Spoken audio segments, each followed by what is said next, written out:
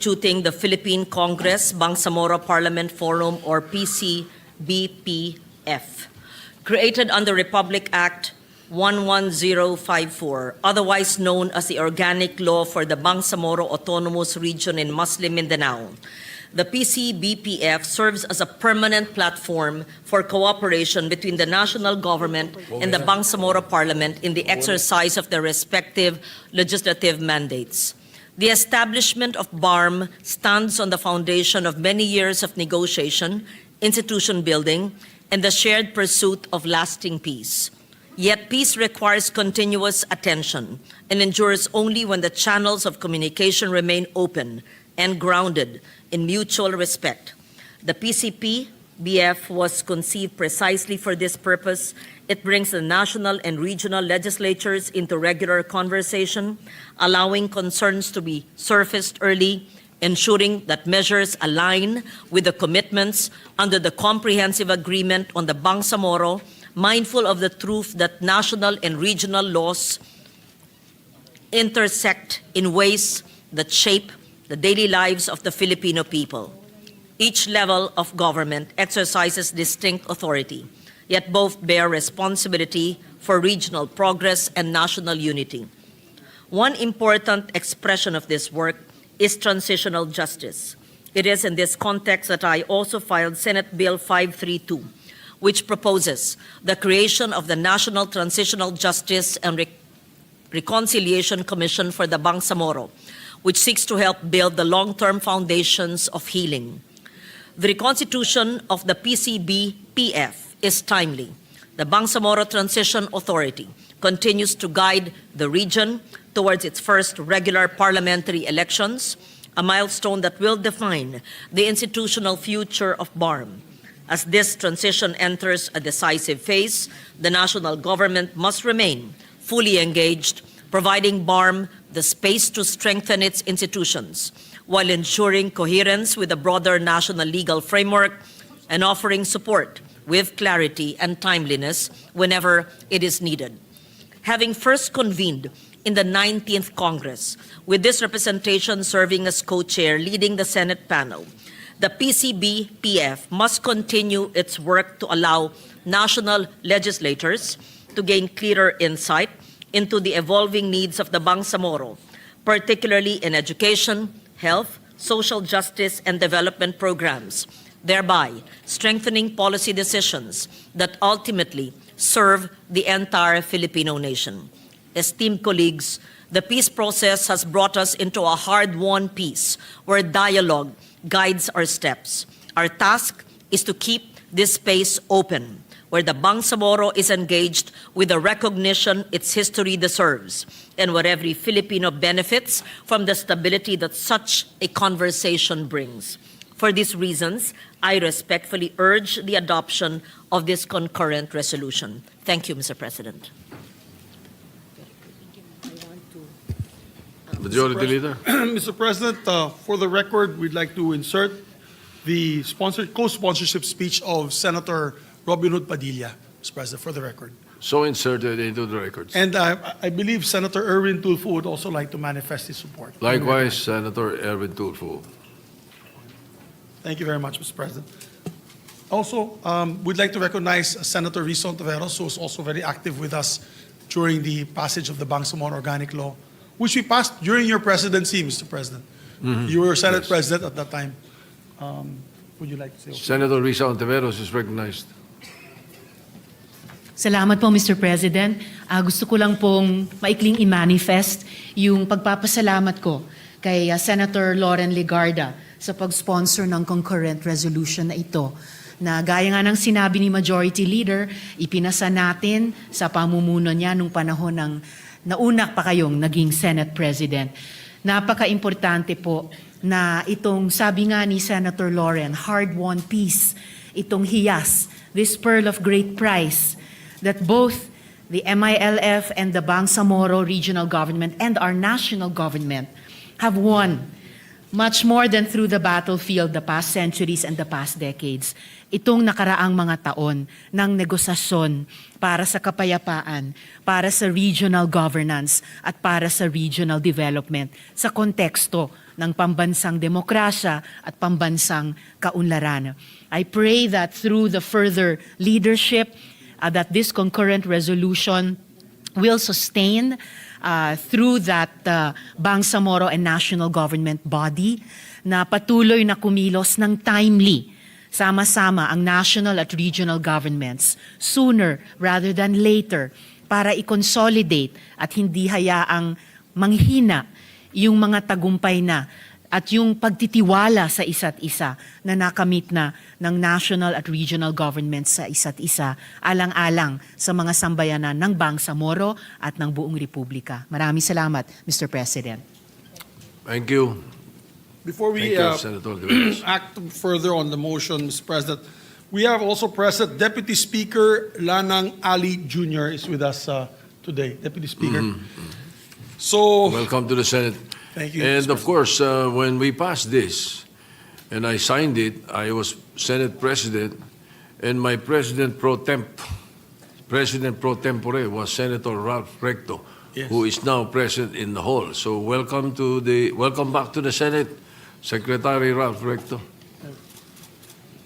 Thank you, Mr. President. Actually, he was very helpful in passing the measure because he helped us when it came to the issues of block grant, on fiscal autonomy. All his inputs were invaluable in the passage of the measure, Mr. President, and we'd like to thank the good secretary. Mr. President, we do not have any member who wishes to interpolate or propose amendments of the measure. I move that we adopt concurrent resolution number 3, subject to style. So move, Mr. President. Any objection? Chair hears none. Concurrent resolution, or Senate concurrent resolution number 3, subject to style, is hereby adopted. Thank you very much. Mabuhay po ang BARM, mabuhay po ang ating BOL. Moving to the next item on the agenda, Mr. President, I move that we consider or resume consideration on House Bill number 4058 under Committee Report number 18. This is the General Appropriations Bill, Mr. President. Any objection? Chair hears none. The motion is approved. We are, Consideration of Committee Report 18 is in order. thank you, Mr. President. The parliamentary status is we're in the period of interpellation. We'd like to recognize first, before we proceed to the interpellators, we'd like to recognize the secretaries that are here with us today. As we mentioned earlier, Secretary Ralph Recto was, of course, one of the pillars of this institution for many years. Our resident numbers expert, Mr. President, is here with us as Secretary of the Department of Finance. We have also with us Secretary Amina Pangadaman of the DBM. She's here with us. Hi, Amina. We have also with us, of course, being the father of the DepDep as a sponsor and co-author, we have with us Sir R.C. Balisacan. He's here. Sir R.C. Deputy Governor Zino Abenoja of the BSP is here as well as the representative officials and staff. So, Mr. President, let us now recognize, with your permission and the permission of the body, the sponsor of the Committee on Finance, no other than the distinguished senator from Valenzuela, Senator Sherwin Gatchalian. Senator Sherwin Gatchalian, the chairman of the Committee on Finance, is recognized. Thank you, Mr. President. And before we begin, Mr. President, I'd like to apologize for the agencies that are here. We were scheduled to start our plenary debates at 1 p.m., but due to some urgent matters during the caucus, we had to delay a bit. But I welcome the presence of our secretaries here, Secretary Recto, Secretary Pangandaman, and Secretary Balisacan. So, Mr. President, scheduled this afternoon is the plenary debates on the general principles of the budget, Mr. President. So we're ready to take in questions, Mr. President. We have a list of interpellators. The first to interpolate under the list is Senator Panfilo Lacson, but he's not here, Mr. President, so he'll be coming a little bit later. Next on the line up is Senator Risa Ontiveros, our Deputy Majority Floor Leader. If she's ready, then we can give the floor to her. All right, Senator Risa Ontiveros is recognized. Salamat po, Mr. President. And if the good chairman will allow me to Mr. President, ask we're these more than, questions. it's an honor to receive questions from Senator Ontiveros, Mr. President. Maraming salamat, Mr. Chairman, Mr. President.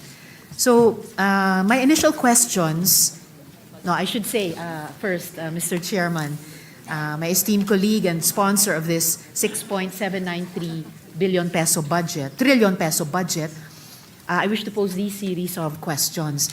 They're not intended to obstruct, but to collaborate on our shared duty of oversight, guided by the themes my office has championed for this budget season. So una na po, Mr. Chairman, Mr. President, ibalik ang tiwala, restore trust. Do more with less, and budget as if the long-term and root causes matter. So initial questions ko po on the macroeconomic headwinds and disaster preparedness. So urgent regionally or even globally and domestically. So my initial questions revolve around this current economic outlook and the fiscal resilience needed to address recent calamities. So una po tungkol sa Q3 GDP growth slowdown at saka macroeconomic scenarios. Mga tinatalakay po at minamanage ng DBCC as a whole, DepDep at saka BSP in particular. So Mr. Chairman, what specific factors caused the third quarter 2025 GDP to slow down to 4%? Was it due to political infighting between the camps of the President and the Vice President? Was it due to low DPWH disbursements or other reasons? And do you have a report on this, Mr. Chairman?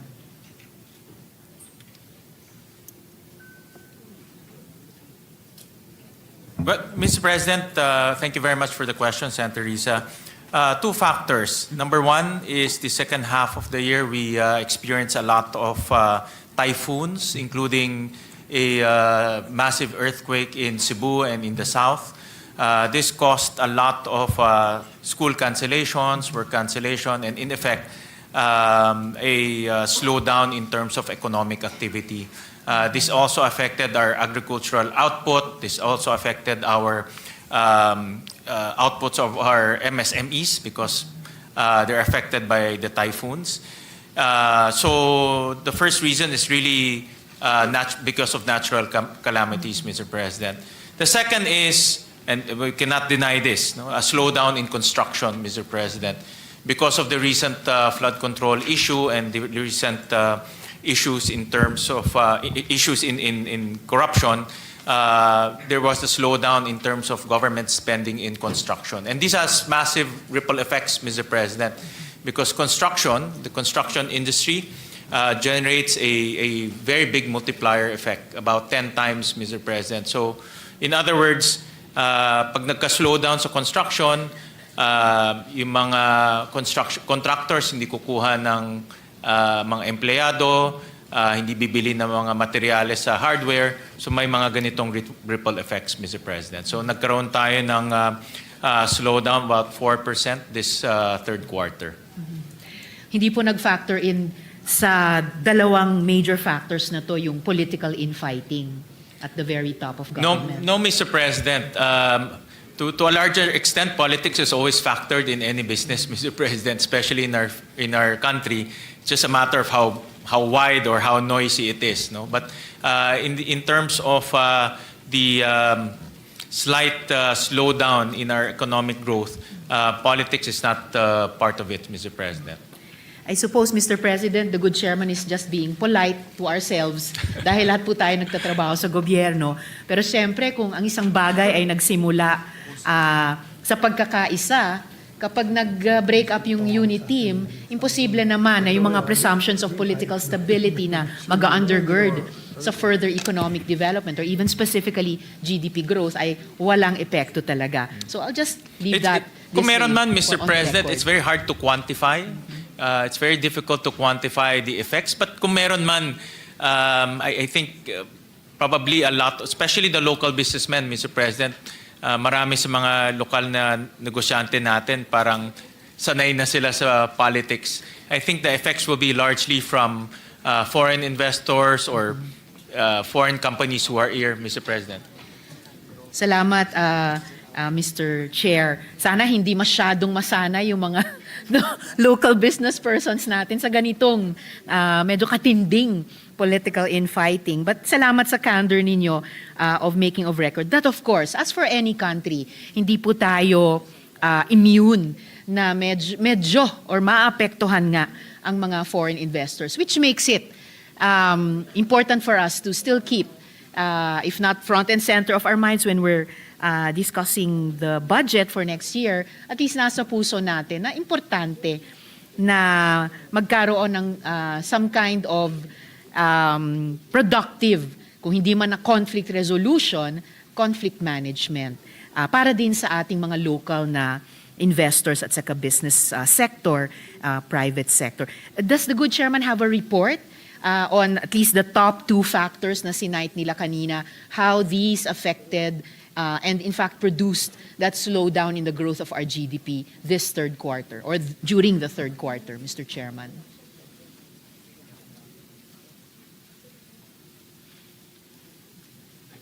Mr. President, I saw this report from SGV. This is their Philippine macroeconomic update. I was actually reading the report. For example, in Q3 2025, construction contracted by about 0.5%, Mr. President. So just to give you context, for Q3 2024, it grew 9%. In Q2 2025, it grew 2.1%. So construction in the past is one of our economic drivers and growing at a very fast pace. But because of what's happening in Q3 2025, it contracted by 0.5%. And that affected our economic growth, Mr. President. Salamat, Mr. Chairman. If the chairman has a more comprehensive report kahit from DBC. Yes, Mr. President. I would appreciate po, this representation would appreciate him sharing it with the other members. Yes, Mr. President. We'll request from DepDev a much more comprehensive analysis on these two factors, Mr. President. Salamat, Mr. Chairman. Given that a prolonged period of low economic growth and low investor confidence, whether from yung mga foreign investors or potential investors, and of course yung ating mga domestic investors din, a prolonged period which also appears to be affecting the stock market. Alam po natin na compared sa mga stock exchanges sa ibang mga bansa dito sa ating rehiyon, naglalag yung atin. Foreign and it also appears to be affecting, as the good chairman and I were discussing, foreign and domestic investor confidence and even the value of the peso. Could a much longer impact than just the previous third quarter of 2025 could have a much longer impact than just the previous quarter. Paano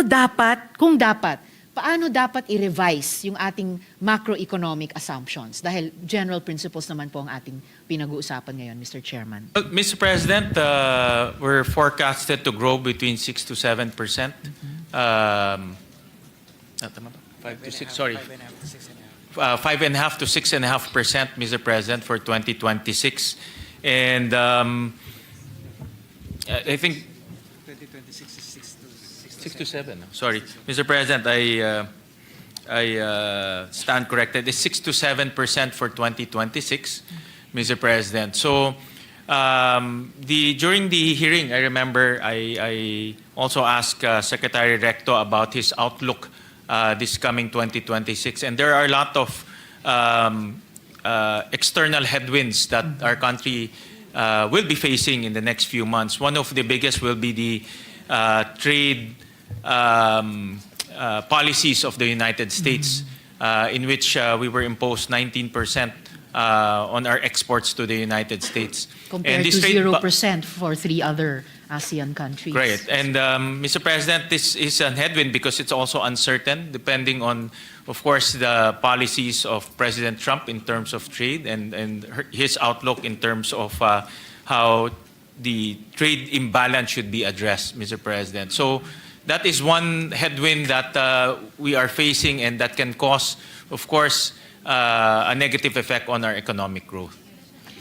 So given that, Mr. Chairman, medyo malayo yung ambisyon nating italon mula sa previous quarters 4% GDP growth rate.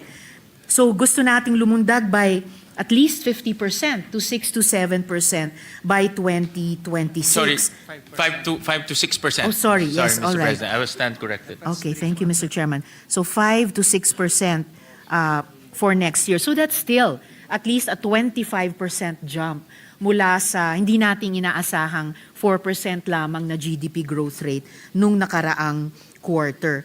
So hindi ba ibig sabihin naturally na kailangan meron tayong i-revise sa ating current macroeconomic assumptions, or we'll just continue doing it the way or we'll continue proceeding on the same assumptions, just do them more or more intensively? Or I would presume, by logic lang po, by common sense, Mr. Chair, na mayroong kahit papaanong revisions sa ating macroeconomic assumptions. Kasi in a way, catch-up plan ito at medyo very demanding catch-up plan from 4% to 5 to 6% next year, Mr. Chairman. Tama kayo, Mr. President.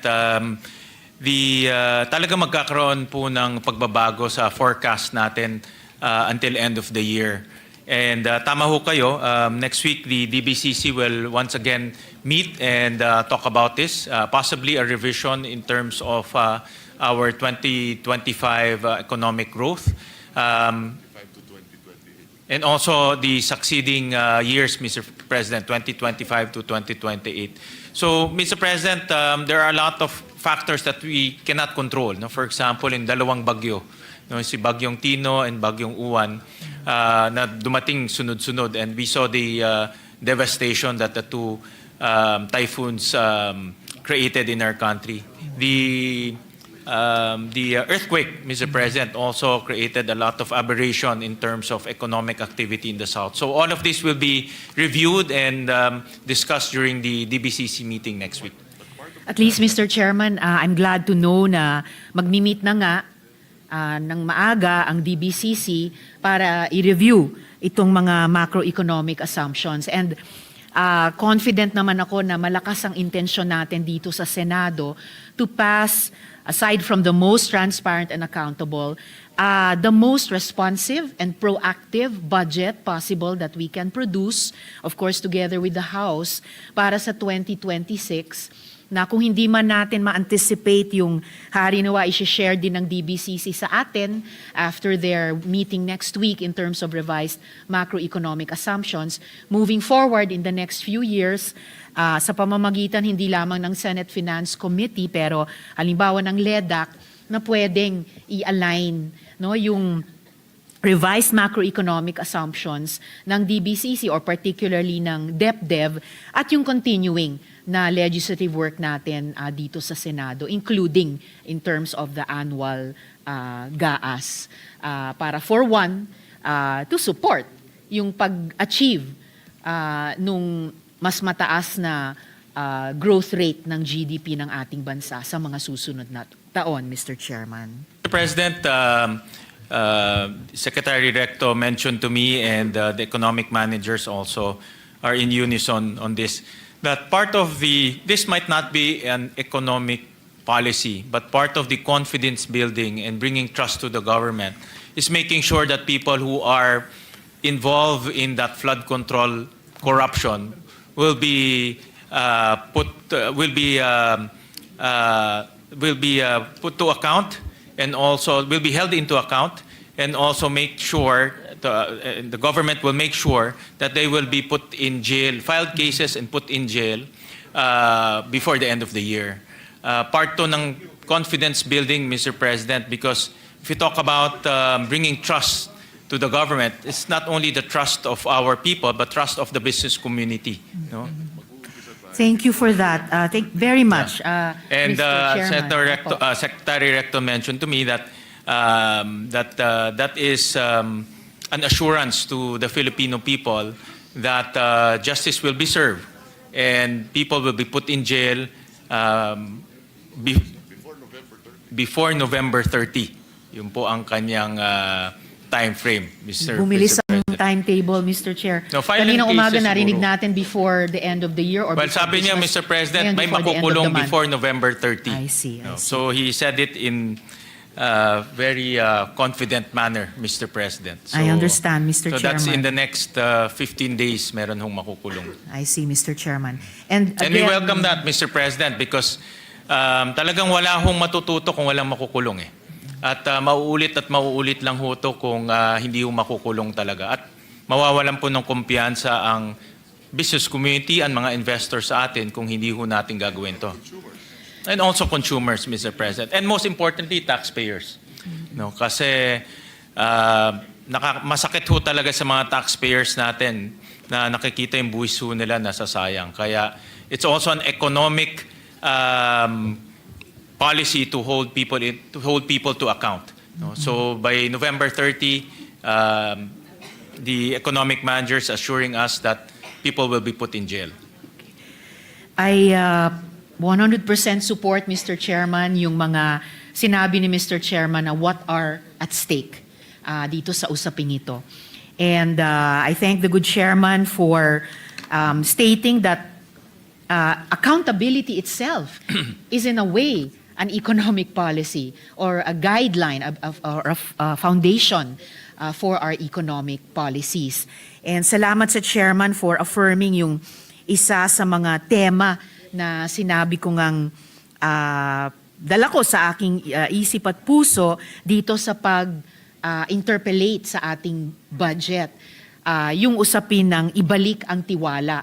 As an aside, I recall that was also cited by Senator Kiko Pangilinan when he was co-sponsoring his and the Senate President's resolution, or rather bill, on really giving teeth by force of law dun po sa Independent Commission on Infrastructure na importanteng buuin ulit yung nabasag na pagtitiwala ng ating mga mamamayan sa gobyerno, and as he also said, na magbuo ulit ng isang bagong kasunduan or bagong covenant, no? Hindi naman bagong tipan kasi sa Biblia lang yon, pero isang bagong relationship of trust between government and the people. Siyempre, kasama na po bawat taxpayer, kasama na rin yung private sector na isa sa tatlong mahalagang bahagi ng ating lipunan. So maraming salamat, Chairman, para sa sagot na iyan at mga affirmation na iyan. So lastly for this topic, Mr. President, Mr. Chairman, I know that DepDev and the BSP have economic models. Pwede nyo bang inarrate, Mr. Chairman, inarrate sa atin ang isang low scenario or kahit worst case scenario? Specifically, ano pong mangyayari sa debt to GDP ratio at ano pong mangyayari sa underemployment sa ganyang low or worst case scenario? Anong mga sektor ang likely maapektuhan, no, at saang mga rehiyon? We can also return to these later today or tomorrow when the good chairman is ready to present an analytical report. But initially, ano po ang mga thoughts ng good chairman sa ganitong mga tanong, Mr. President?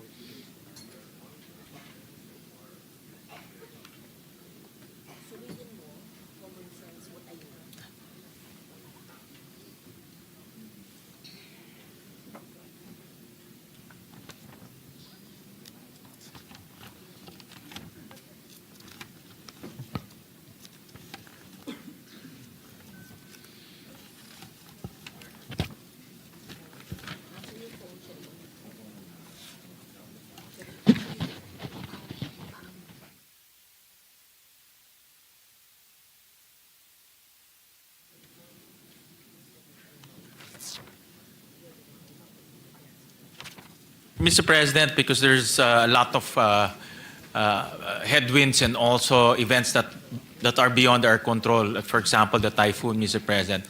But regardless of that, we will be hitting on target our deficit at 5.5%, Mr. President. We will also have a slightly lower economic growth forecast for the end of the year, about 4% to 5%. 4.7 to 5%, Mr. President. And then our debt to GDP will still be at 61.8%, sorry, 63%, Mr. President. So despite the headwinds, despite the natural calamities, despite the lower growth forecast, we will still end up with 5.5% deficit and also debt to GDP ratio of 63%, Mr. President. Which comes in under the, please correct me if I'm wrong, Mr. Chairman, is that above or below the global sort of gold standard for debt to GDP ratio? Yeah. Yung 63%. Well, Mr. President, if you talk about post-pandemic, a lot of the countries, especially similar countries like us, also are in this slightly elevated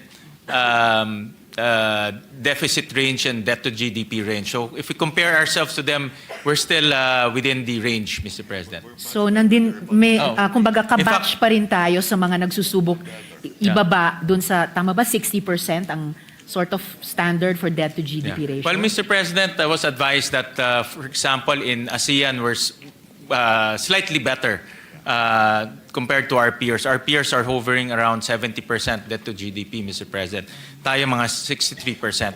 But the economic managers during the DBCC is very mindful of our debt stock, Mr. President, and they're very strict in following the medium-term fiscal framework, Mr. President, that will slowly bring down our debt to GDP ratio by lowering down our deficit, hopefully reaching the pre-pandemic levels in the next few years, Mr. President. And of course, Mr. Chairman, yung mga kapitbahay nating ASEAN or Asia Pacific countries, kahit yung mga tumatama sa 70% debt to GDP ratio, pero mas mataas ang GDP growth Yes, nila tama sa ngayon. kayo. So na-offset Correct. yung kanilang debt to GDP ratio. But Mr. So President, we're that's- working on both percentages, Mr. Chairman. Well, Mr. President, that's really the strategy to outgrow debt. No, that's really the strategy.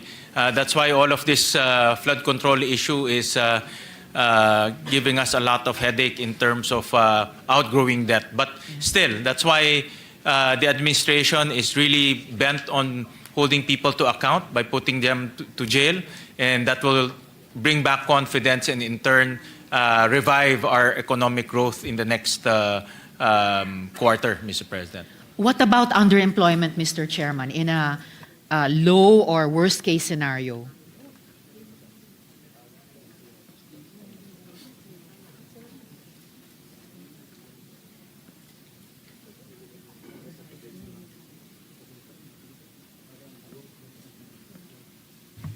Mr. President, our underemployment, our unemployment is about 3.8%. This is as of September, which is third quarter, and this is actually the lowest that we have, one of the lowest that we have achieved in the last 5 years. Underemployment is about 11%, Mr. President. So one of the lowest in the last 5 years. So far in terms of employment, we're doing okay. And itong dalawang, at least itong dalawang data, Mr. Chairman, na debt to GDP ratio of 63% at saka underemployment of 11%, ito na yung low or worst case scenario na ina-anticipate natin. Tama po ba? Or Well, one of the lowest, Mr. President. Of course, if we can still push it down, that will be the Right. best case for us, Mr. President. Okay. But looking at the data for the last 5 years, we're doing very well in terms of generating jobs for our constituents, Mr. President. And in terms po, Mr. Chairman, of this level of underemployment and this debt to GDP ratio, alin po yung mga sektor natin ang pinaka-apektado at aling mga rehiyon natin ang pinaka-apektado, Mr. Chairman?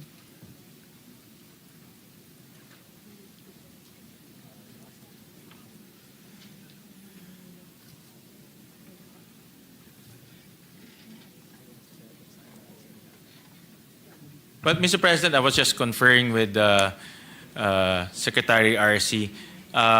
Agriculture remains to be one of the lowest in terms of output, in terms of growth. And that has been a challenge for us for many, many years, especially now, no, Mr. President, because of the typhoons. So in terms of region, is that the Visayas region is experiencing a lot of growth aberrations. Region 5, 6, and Region 6, 7, and 8, Mr. President, including the Bicol area, Mr. President, because diyan pumapasok yung bagyo. So 5, 6, and 7, and 8, Mr. President, are the areas that are experiencing aberration in growth, Mr. President. And hearing these data, Mr. President, Mr. Chairman, so lalong lumilitaw na yung importansya ng inputs, hindi lang sa development planning, pati sa budgeting ng mga regional development councils natin sa ilalim ng DepDev. In terms of underemployment and in the agricultural sector, though I'm sure Senator Pangilinan will be asking even more about this than me, kaya napaka-importante yung mga programa, yung mga priorities na ina-advocate ng ating mga kasamahan dito sa Senado in terms of really and also because of a third factor, yung pinapakita na underemployment demographically seems to be higher and higher in the demographic of college students and college graduates. So when we look at how our different challenges overlap, there's a whole, not just problem area, pero area of potential na i-draw in yung mga young students and graduates who are most affected by underemployment, pati dun sa agricultural sector ng economy. And I don't know, I'm just guessing na yung mga RDCs natin, lalo na dito sa most affected regions, perhaps are already advising, of course, their branch, the executive, and hopefully seeping in every year dito sa ating pagbubuo din ng ating budget, Mr. Chairman. Thank you, Senator Risa. That's precisely why we added about 3.6 billion to TESDA, to their TWSP or the scholarship programs, Mr. President, that will be targeted to the healthcare sector, the semiconductor sector, the construction sector, and the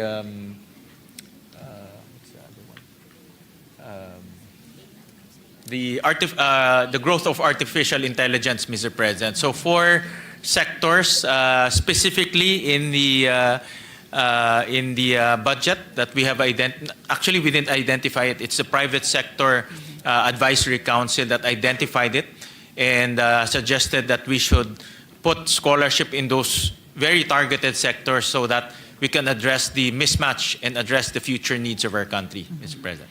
Of course, Mr. President and Mr. Chair, I welcome any additions to our technical and vocational training in these different sectors. Although wala po akong narinig na agriculture, but the chairman may wish to comment on that point more sa plenary debates natin on the DA budget. Yes, Mr. President. Salamat, Mr. Chairman. I'll move now to my next topic on post-disaster rehabilitation and the need for a resilient budget. So ito naman po dun sa shop ng DBM, ng DepDev pa rin at ng DOF. So nagdeklara si Presidente ng state of calamity for 1 year. I understand that this will affect the procurement of the remaining 2025 programs and projects. Ibig po bang sabihin nito na pati yung 2026 GAA, once inaprubahan po natin, mako-cover din sa ilalim ng proclamation and emergency procurement? Kasi kung ganon, anong mga safeguards ang in place para siguruhin na hindi aabusuhin ang emergency procurements, Mr. Chairman?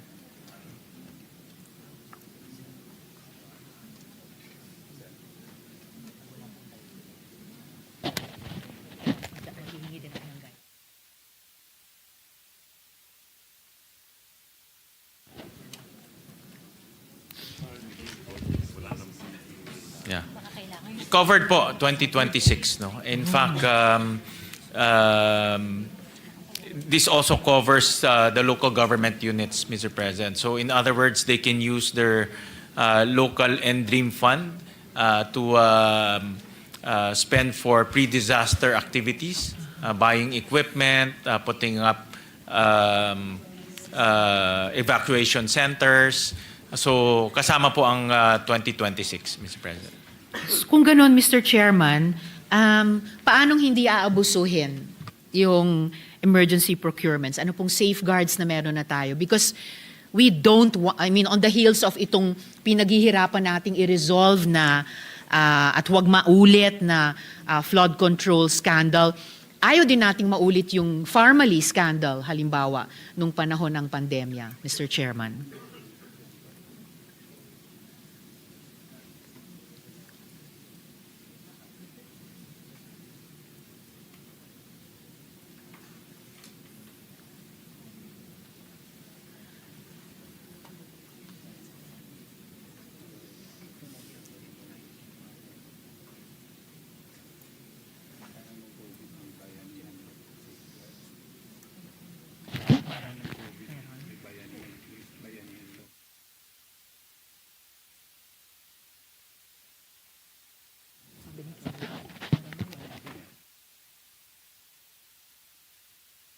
May precedent po tayong pwedeng pag-aralan, Mr. Chairman, dahil nung panahon ng pandemya at nagpasa ang Kongreso ng dalawang bayanihan laws, yung mga yon may mga safeguards, Mr. Chairman. Mr. President, I was just conferring. I was trying to remember when I was a mayor.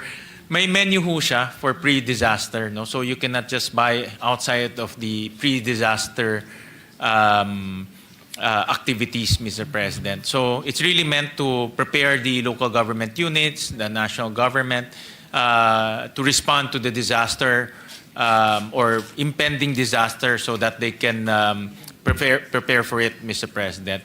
So may menu siya, that's the first safeguard. Second is the Commission on Audit also will make sure that the prices as well as the items that will be bought are in line with that menu, Mr. President. So dalawang safeguards to make sure that hindi naman ho siya maabuso.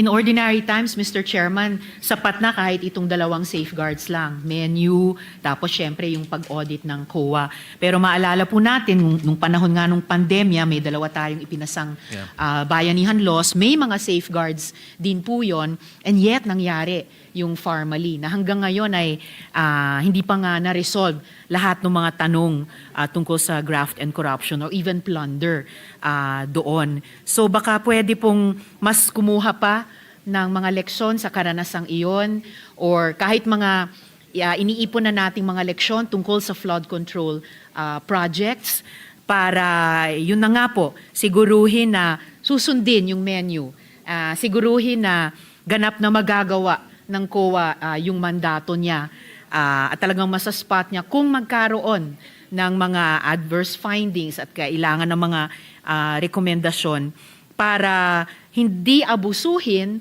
ang isang sitwasyon na nailikha dahil sa mga abuso na hindi magkaroon ng double whammy sa ating mga mamamayan at taxpayers, Mr. Chairman. Thank you, Senator Risa, for that very important reminder, Mr. President, and also very important point that you made so that the government, local governments, national government will not abuse this mechanism of allowing them to buy without any bidding for pre-disaster purposes. Or any LGUs for that matter, Mr. Chair. For LGUs for that matter. So I was advised by the Secretary of DBM that we will also come up with a GPPB resolution to make it more targeted, Mr. President. So gagawin pa nilang granular yung pwedeng bilhin ng mga LGUs. They will also come up with a sort of like a indicative price for those items, Mr. President. So hindi siya pwedeng, let's say, bibila sila ng let's say lang cement bag, no, or yung pang cover ng mga baha. Hindi naman pwede yung pricing double or triple what the market is already offering, Mr. President. So they will make it more granular through a GPPB resolution and circular, Mr. President. Salamat, Mr. Chair. That's even better kung magwe-weigh in din Yeah, ang so meron ng pre, GPTV hindi lang dito. post, Opo. kundi may pre-guidance na rin, Mr. Right. President. And in this way, Mr. Chair, nararamdaman ko na we're learning lessons from different experiences at applying lessons in one particular experience dun sa mga iba pa moving forward. So that's For that reminder, Mr. Chair. President, napakaganda po at timely yung reminder na yan kasi ayaw na ho natin maulit yung sa family which you were very active in that investigation. Kasi nga nakikita kasi ng mga iba kung maluwag ang gobyerno, maabuso, no? Inside and outside of government. So it's a good reminder and the DBM is listening and they will act accordingly, Mr. President. Salamat para doon, Mr. Chairman, at sa DBM din. Of course, we didn't anticipate that 2026 would be a year of post-disaster rehabilitation following 2 super typhoons and destructive earthquakes in many places. We're already familiar with the possible delays and the lack of budgets that accompany the need to, sabi nga nila, build back better after major calamities. For instance, Mr. Chair, kakailanganin po ba nating i-augment yung NDRRMC budget para sa 2025 at baka i-triple o kahit i-quadruple yung NDRIMC budgets para sa 2026? Tinatanong ko po ito dahil ang DepDev is in charge of post-disaster rehabilitation planning. Tama po ba? So it must have some data coming in already as well as some rules of thumb based on past disasters of similar magnitudes, Mr. Chairman.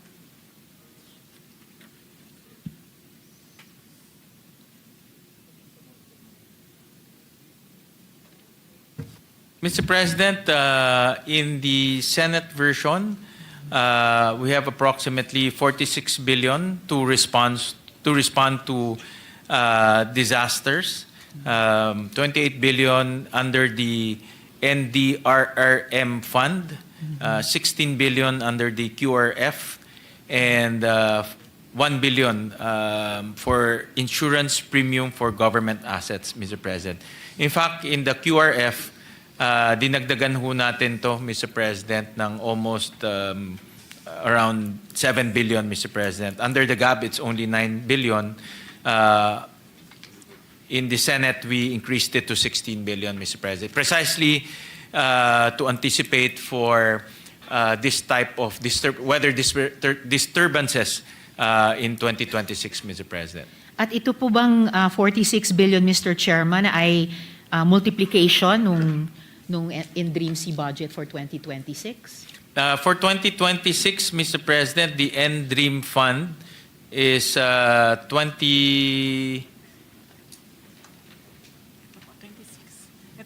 for 2025, it's 21 billion. For 2026, it's 28 billion, Mr. President. So tumaas siya, Mr. President. Okay. About 7 billion. By about 7B. Tripling ba yon or quadrupling ng budget or hindi naman? Hindi Para naman, sa Mr. NDRIMC? President. Just increase lang natin about 7 billion, Mr. President. Which is what percentage po of the... 30%, yeah. About 30%. 30% increase. Okay. So hindi kinaya na kahit i-double, dinagdagan po natin by 30%. Meron ho kasing QRF rin, in Quick Response Fund, which is sa 2025, it's 7 billion. In the 2026 Senate version, it's about 16 billion. So almost triple rin, Mr. President. Oh, double, almost double. More than double. More than actually. double, more than Okay, double. Mr. Chair. So at least kung hindi man sa NDRIMC, dun sa QRF. Yes, pwede, Mr. President. I see. And then in mga agencies, may sarili pang mga QRF, Mr. President. I see. So Ito na pala lahat, sorry. Cumulative na pala itong QRF, itong 16 billion, cumulative na pala ito. for all agencies. For all Mr. Chair. agencies. All right, I understand po. Yung augmentation sa NDRIMC budget for 2025, nagawa po ba yon or magagawa po ba yon?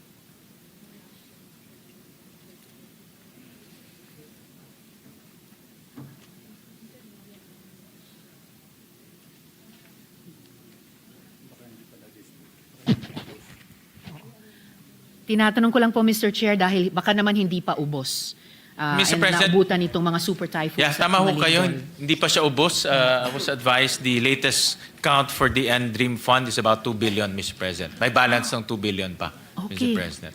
Not a small amount, Mr. Chair. Kahit ninipis yan pag ginamit sa disaster relief and rehabilitation nationwide, it could still make even a small starting difference sa Yes, long-term Mr. President. rehabilitation, Well, Mr. Chair. towards the end of the year na tayo, so knock on wood, wala naman pong mangyari. Oh my So God, meron pa talaga po. tayong 2 billion left to cover, Mr. President. Alright, salamat, Mr. Chair.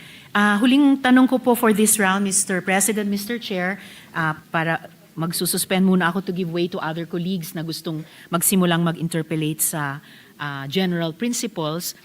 Ano po yung ballpark figures for damage and loss at ballpark figures for rehabilitation costs para sa 2026? We're looking here, Mr. Chairman, for estimates based on a rapid recovery plan. By rapid, 3 years po. So yung remaining term ng administrasyon aimed at bounce back and increased resiliency in drainage, urban spatial systems, syempre infrastructure repair, insurance coverage na nabanggit na rin ni Chair in the previous question, and income support.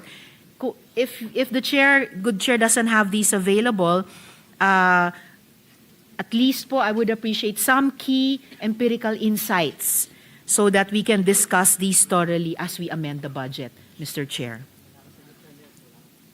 But Mr. President, I was advised that the Dream Council, who's estimating?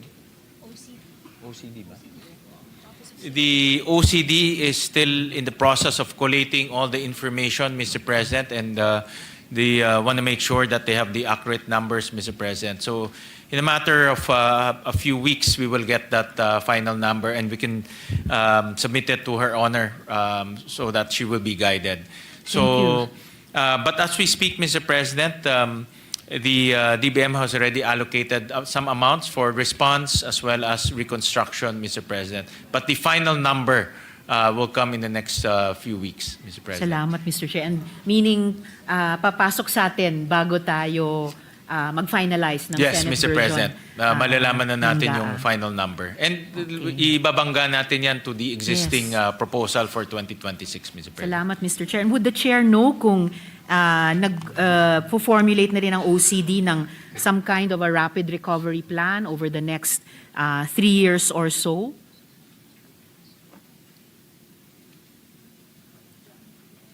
I hope it's not just the quote-unquote normal recovery plan after every disaster dahil medyo naging pambihira po yung mga disasters natin nitong nakaraang buwan. Ano po, Mr. Chair? So maybe something a little bit more strategic like over the next 3 years, perhaps, Mr. Yeah, Chair. Mr. President, I understand that the OCD comes up with their, parang may forecast sila, Mr. President, based on the typhoons that affect our country, saan sila pumapasok. Even each agencies will have their own estimates on potential damages, for example, in agriculture. Senator Kiko will know more about this. In agriculture, even DepEd, they also have their own forecast kung ilang mga classrooms tinatamaan.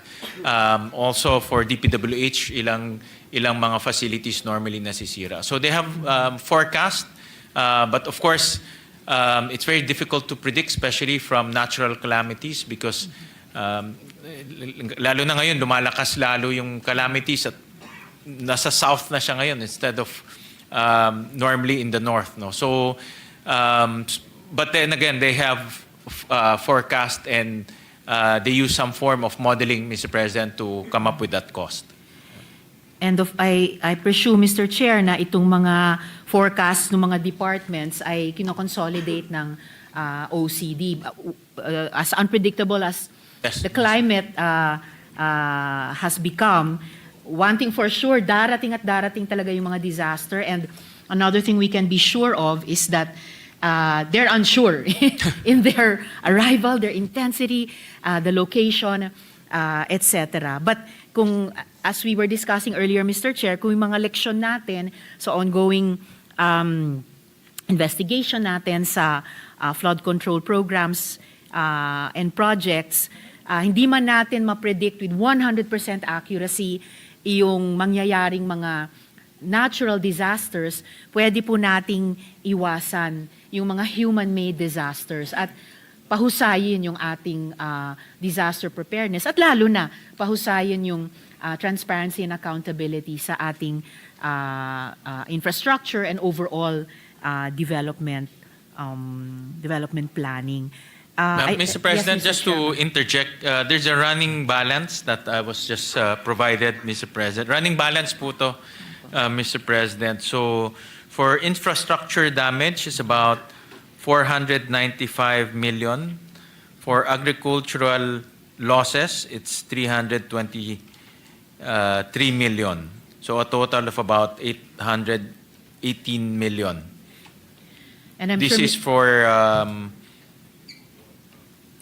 Typhoon Uwan, Mr. President. So isang typhoon pa lang to, Mr. Opo. President. So they're consolidating, it's a running balance and they're consolidating all of the damages caused by different typhoons and earthquakes, Mr. President. Salamat, Mr. Chair. At I'm sure pag na-consolidate po lahat ng figures para sa damage and losses at yung figures para sa rehabilitation, hopefully may kasama pong key empirical insights ng OCD or even ng DBCC. What do these numbers mean in terms of our moving forward investment in disaster resilience, preparation, and response na every year pwede nating i-break down into anong klaseng budgetary support ang ipopropose natin para sa mga ito. So, Mr. Chair, maraming salamat po para dito sa first round.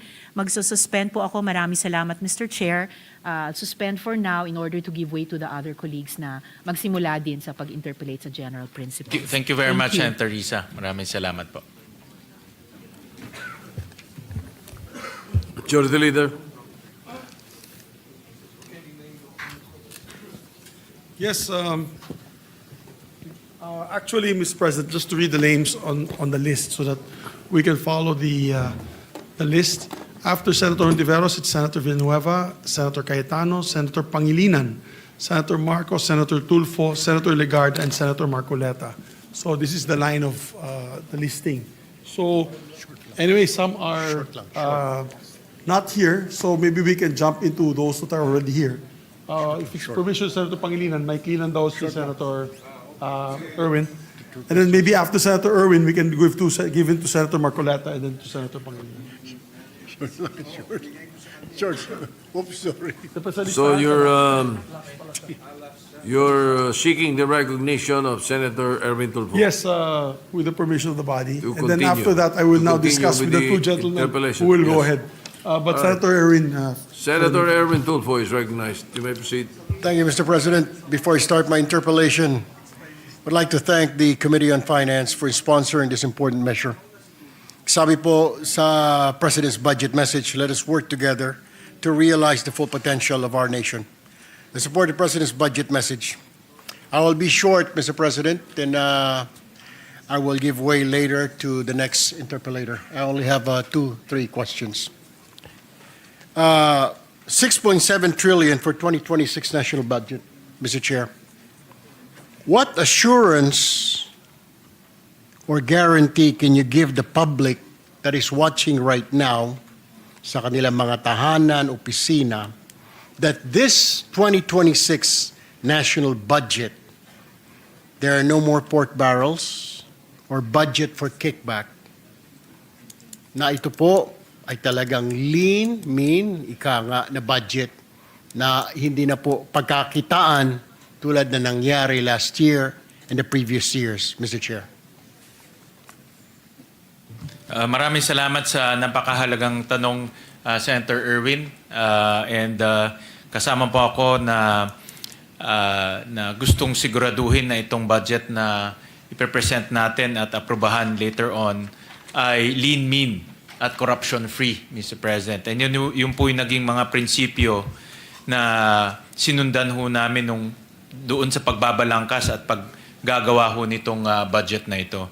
So unang-una, sinundan ho namin yung matagal ng advice ni Senator Lacson na bawat project ay meron pong station number.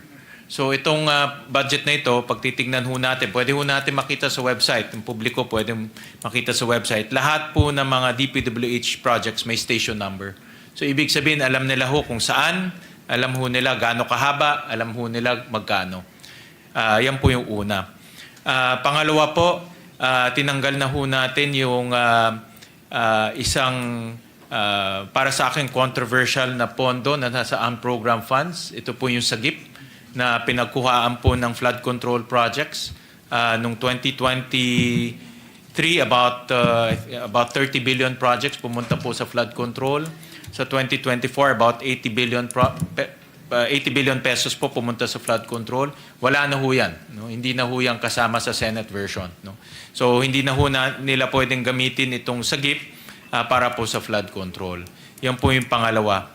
At pangatlo, yung ibinigay ho, isinumite ng DPWH sa atin na mas mababang CMPD. No? In short, ito po yung cost ng bawat materyales sa construction ay in-apply na ho natin sa budget ng DPWH. Kaya makikita ho natin yung budget ng DPWH from 620 billion, more or less, napababa ho natin ng almost 53 billion. No? So in-apply ho natin yung mas mababang cost na ibinigay ng DPWH pagdating po sa mga materyales. So makikita ho natin na parehong proyekto, mas mababa po yung presyo. All right, thank you, Mr. Chair. Marami po pala mga safety measures. Tanong ko lang po, bakit po mas mataas na 7.4% ang proposed 2026 national budget kumpara sa inaprobahang 6.326 trillion para sa taong 2025? May we know, Mr. Chair, the reason behind the 7.4 increase in the budget despite trimming down the budget for flood control? Ika nga, binawasan na natin, kinat na natin dahil nakita po ng Pangulo na doon pinagkakitaan. Actually, Mr. President, kung titignan ho natin yung new appropriations ng Senate version, mas bumaba pa nga ho kumparat sa isinumite ng executive ho sa atin. Bumaba ho ng almost 68 billion po ang inaprubahan ng Senado dahil tinanggal ho natin yung malaking bahagi ng unprogrammed funds. So in other words, yung new appropriations na inapruba, new appropriations sa Senate version mas mababa po ng 68 billion, Mr. President. Ngayon, Mr. President, yung mga natipid ho natin, yan naman po ang ibinigay ho natin sa education. No? Kaya ho, ang education sector ngayon ay makakakuha ng about 4.5% of our GDP. No, ito po ang pinakamataas na allocation sa history po ng ating bansa. Sa classroom po makakakuha sila ng almost 63 billion pesos in terms of classrooms. Sa feeding program po na dati na pinapakain natin 120 days, ngayon 200 days mapapakain natin at lahat po ng kindergarten at grade 1 mapapakain na ho natin. So in other words, Mr. President, sa madaling salita, itong natipid ho natin, inilagay natin sa mga importanteng proyekto, lalo na ho sa edukasyon. Panghuli na lamang nakatanungan, Mr. Chair, Mr. President. Malaki ho na ititipid natin na sabi ho ninyo kanina lamang, pero hindi po kaya makaka-apekto naman ito sa performance po ng pamahalaan tulad po ng execution ng mga flagship programs, tulad po ng mga ayuda, sunod-sunod po ang tama ng bagyo. I'm sure nagkukumahog po ang Department of Budget and Management sa ang kukuha ng pondo because patapos po ang taon pero kaliwat kanan pa po yung bagyo. So that is a problem. Hindi po kaya magkulang naman na yung budget para sa mga ito. That will be my last question, Mr. Chair. Yes, Mr. President, napakagandang tanong yan at bilang dating kalihim ng DSWD, alam niyo ho yung mga pangangailangan po ng ating mga kababayan, lalo na yung mga tinamaan po ng sakuna. Kaya ho, nagtaas tayo ng doon sa Endream. Kaya ho, Mr. President, for the Endream Fund, nagtaas ho tayo ng budget from 2025 na 21 billion, naging 28 billion po. Ang QRF from 7 billion, naging 16 billion. So ito yung mga budget na kakailanganin po natin para rumesponde sa mga kalamidad, Mr. President. Thank you, Mr. Chair. Mr. President, thank you, Senator Kiko Pangilinan. Thank you, Senator Marcoleta. Thank you for giving way. Maraming salamat po. I will ask a few more questions in my next round, Mr. Chair. Maraming salamat, Senator Erwin. Thank you po. Majority Leader. Thank you, Mr. President. Mr. President, next in the lineup is Senator Kiko Pangilinan, Mr. President. Senator Francis Pangilinan is recognized.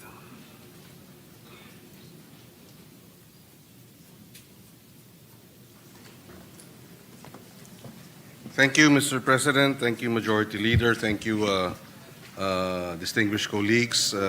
We would like to ask a few questions on the general principles to our chairman of the Committee on Finance. Thank you. And therefore, we can proceed. Thank you, Mr. President. Mr. President, as far as general principles is concerned and the development, the DBCC, I guess it's very clear that the drop in the economic numbers, the GDP growth for the last quarter is very telling. The projected growth was about 5.4, 5.5%. 5.5, Mr. President, projected. But the actual number was 4%. For third quarter, Mr. President. Yes. So the average to date is about 5%, Mr. President. Yes, and this third quarter drop is the lowest in Since the pandemic levels, Mr. yes, President. yes, and therefore it's a serious cause for concern. In that drop, Mr. President, have we factored in the numbers of the agriculture sector? Because I understand their numbers were much better. Yes? Yes, those numbers factored in the agriculture sector, Mr. President. But, Mr. President, for third quarter, our agriculture grew by 2.8%, Yes, Mr. President. yes. So it's really the construction sector that dragged down the economic growth, Mr. President. Yes, that's correct. The agriculture sector grew by 2.8% in the last quarter. But what is the projection for 2025? What would be the agriculture numbers, barring any major downturn in the economy? Are we projecting a higher increase in GDP contribution compared to last year?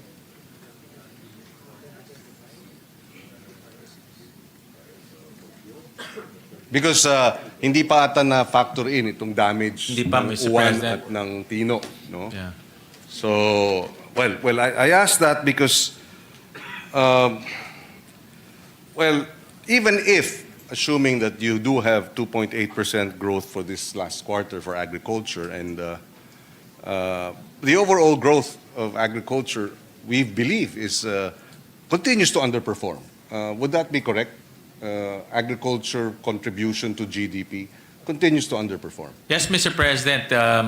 In fact, I've been looking at the agriculture output for quite some time. It's normally in the negative, Mr. President. Yes, yes. And because of various reasons, one of the major reasons is the typhoons and calamities that normally destroys the farmers' crops and also reduces the output of our farmers, Mr. President. Yes, would you agree that if we spent more in agriculture, government spending in agriculture would somehow address the challenges of its underperformance? Well, Mr. President, spending is important, but why spending? And spending Yes. where it can lead to increase in output, increase in productivity, as well as address probably climate change or the effects of typhoons, Mr. President. So I believe that because of this unpredictable weather changes, we need to make sure that there is some form of some form of shock absorber, Mr. President, so that so that farmers can recover as quick as possible from the onslaught of the typhoons, Mr. President. Mr. President, there's now an estimate for full year 2025. The estimate is about 3%, Mr. President. So actually not bad for agriculture. But still underperforming. I mean, relative to Yes. other countries, for example. I go back to that point of, well, I would like to phrase it as we must have correct spending rather than corrupt spending. Yes, Mr. President. yes. Absolutely correct. And the flood control is an example of corrupt spending. No? Now, if correct spending is important so that we can address what we all agree to be an underperforming sector, may we know why the DBM and the economic managers agreed to, well, did not provide the budget request as requested by the Department of Agriculture. The Department of Agriculture, if I understand correctly, requested for a 245 billion budget for 2026, but what was approved by the DBM and I suppose the Office of the President was 176 billion. In other words, a difference of 68 billion. May we know the rationale behind the reduction? I know, DBM will always reduce whatever it is that the agencies request. But we'd like to know because, well, the context of my question is such that when are we going to catch up? Or is there a catch-up plan to bring our underperforming agriculture and fisheries sector to perform properly, effectively, and to make greater contributions to GDP? I say this because 10 years ago, our net import of agriculture products was $10 billion. We were a net importer of about $3 billion in 2015. Today, in 2025, 9 years later, we are a net importer of $20 billion of agriculture products. Nagdoble yung ating importation ng agriculture products in the last 10 years, 9 years. And that should not that create alarm bells that something is terribly wrong with our agriculture performance.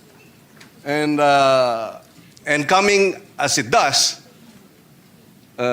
even Singapore is exporting more than we are. They are exporting about $12 billion to our $7 billion export.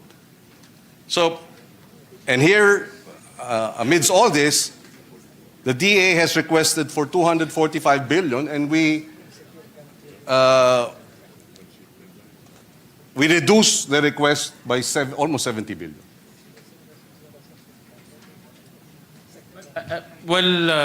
Let me just pull up the data, Mr. President. Well, Mr. President, if you look at the total agriculture and agrarian reform allocation, it's about 256 billion pesos.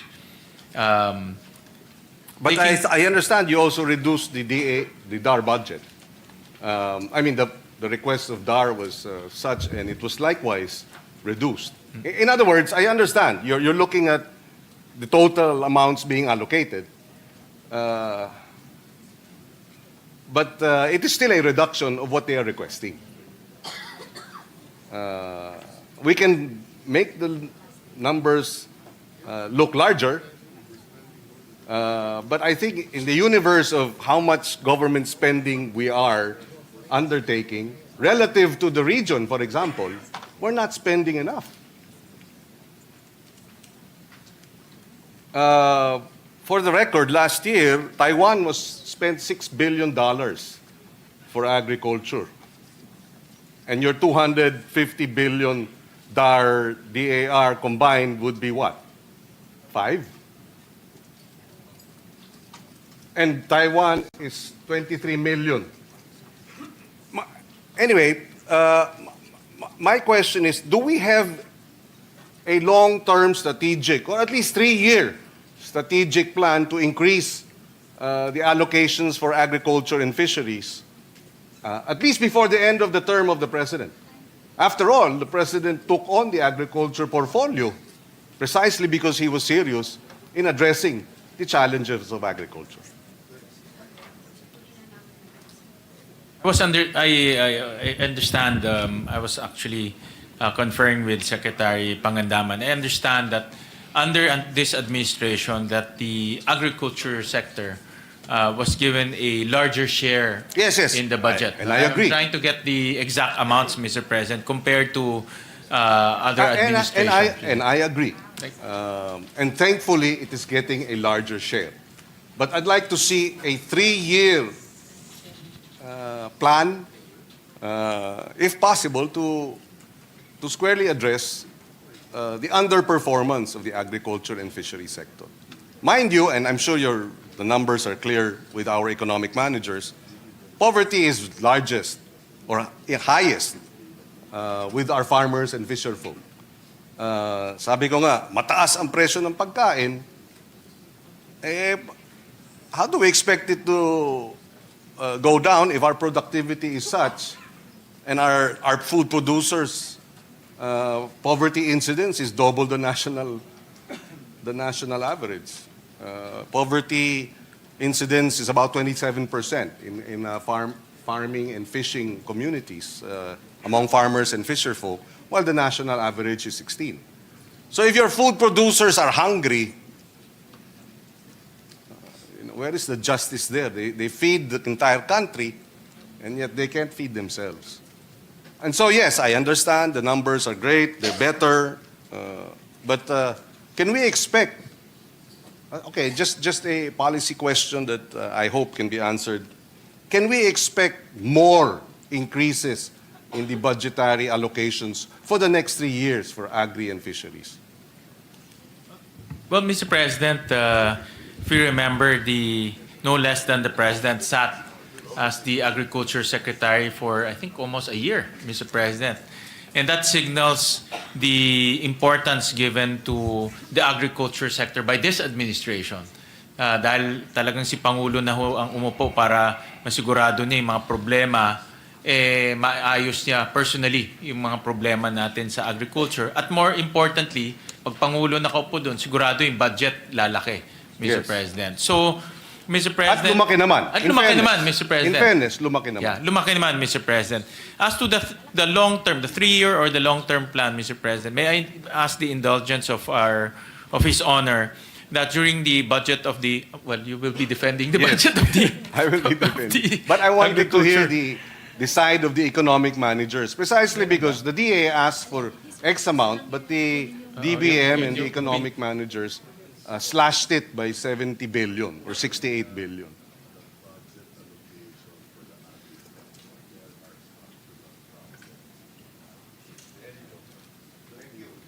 Yes, thank you. Yes, you're right. I want that on record.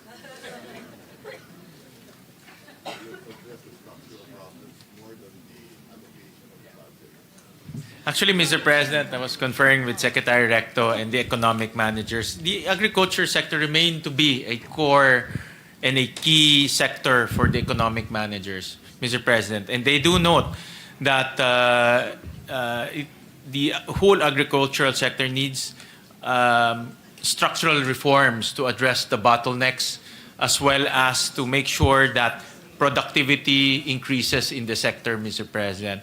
So nabanggit ko kanina is spending on the right and efficient programs and projects. That's also the concept that they are implementing, Mr. President, that it's not only spending or the peso amount being allocated to the entire sector, but addressing the bottlenecks and also the structural issues in the sector, Mr. President. Yes. So the economic managers acknowledges that.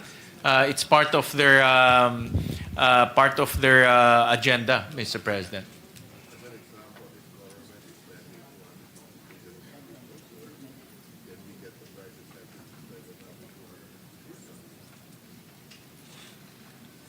I agree. Mr. President, I want that on record too, please. well, Secretary Recto mentioned that if the government is spending 250 billion on agriculture, we can also attract the private sector to invest in agriculture. And personally, that's also a huge missing potential in the agriculture sector, bringing in the private sector and involving the private sector in improving productivity and also make profit for them. If it makes sense for them, then they will come in. So we have to address the structural issues. Would the good sponsor and the economic managers agree that part of the structural reform is how to unbundle, I don't know what the right term is, regulatory capture? I can see that the Dev secretaries. Yes. Can we put that on record? Yes, Mr. President, put his that thumbs- record reflects his thumb that up. Secretary Balisacan put his thumbs up, Mr. President. So that's in agreement to your statement, Mr. President. And therefore, part of the structural reforms will require addressing the challenges of regulatory capture, number one. Because unless we free the sector from regulatory capture, you cannot inspire the private sector to come up with 250 billion. Is that not right? Yes, Again- Mr. President. And part of the reforms, structural reforms that we need to do is also logistical bottlenecks, Yes. Mr. President, infrastructure bottlenecks, Mr. President. Importation, smuggling, bottlenecks? Correct. And I think that's part of the rent-seeking issues that we also need to address. So these are the structural reforms. So hindi lang po yung pondo, but the whole structure of the agriculture sector needs to be analyzed and visited. And among these structural reforms we'd like to see, as shared by our Secretary of Finance, is number one, the renationalization of Extension Service. I think that is a major structural reform necessary. But if I may add, apart from renationalization of the Extension Service, bringing it back to the Department of Agriculture, so that they're down to the last mile, so to speak. They have an infantry to address, but a hybrid type of renationalization, because I would still like to have the local government present. A fine example that we were discussing with the chairman is how we address the backlog of school buildings during the time of President Aquino. It was a combination of PPP as well as matching and active involvement of the local governments. It was a two-pronged approach. You got PPP, you got private sector to come in an open and transparent public bidding. It was not the Department of Public Works. And then you had matching. The national government, for every 10 or 5 school buildings that the LGU agreed to spend, to fund and construct, the national government will add another 5. So it was a matching. And at one point, and this was placed on record in our previous hearings, 600 school buildings were being built every week because you had the private sector having skin in the game, because you had open, competitive public bidding with the PPP. It was put in place likewise by the DepEd, and then you had the LGUs.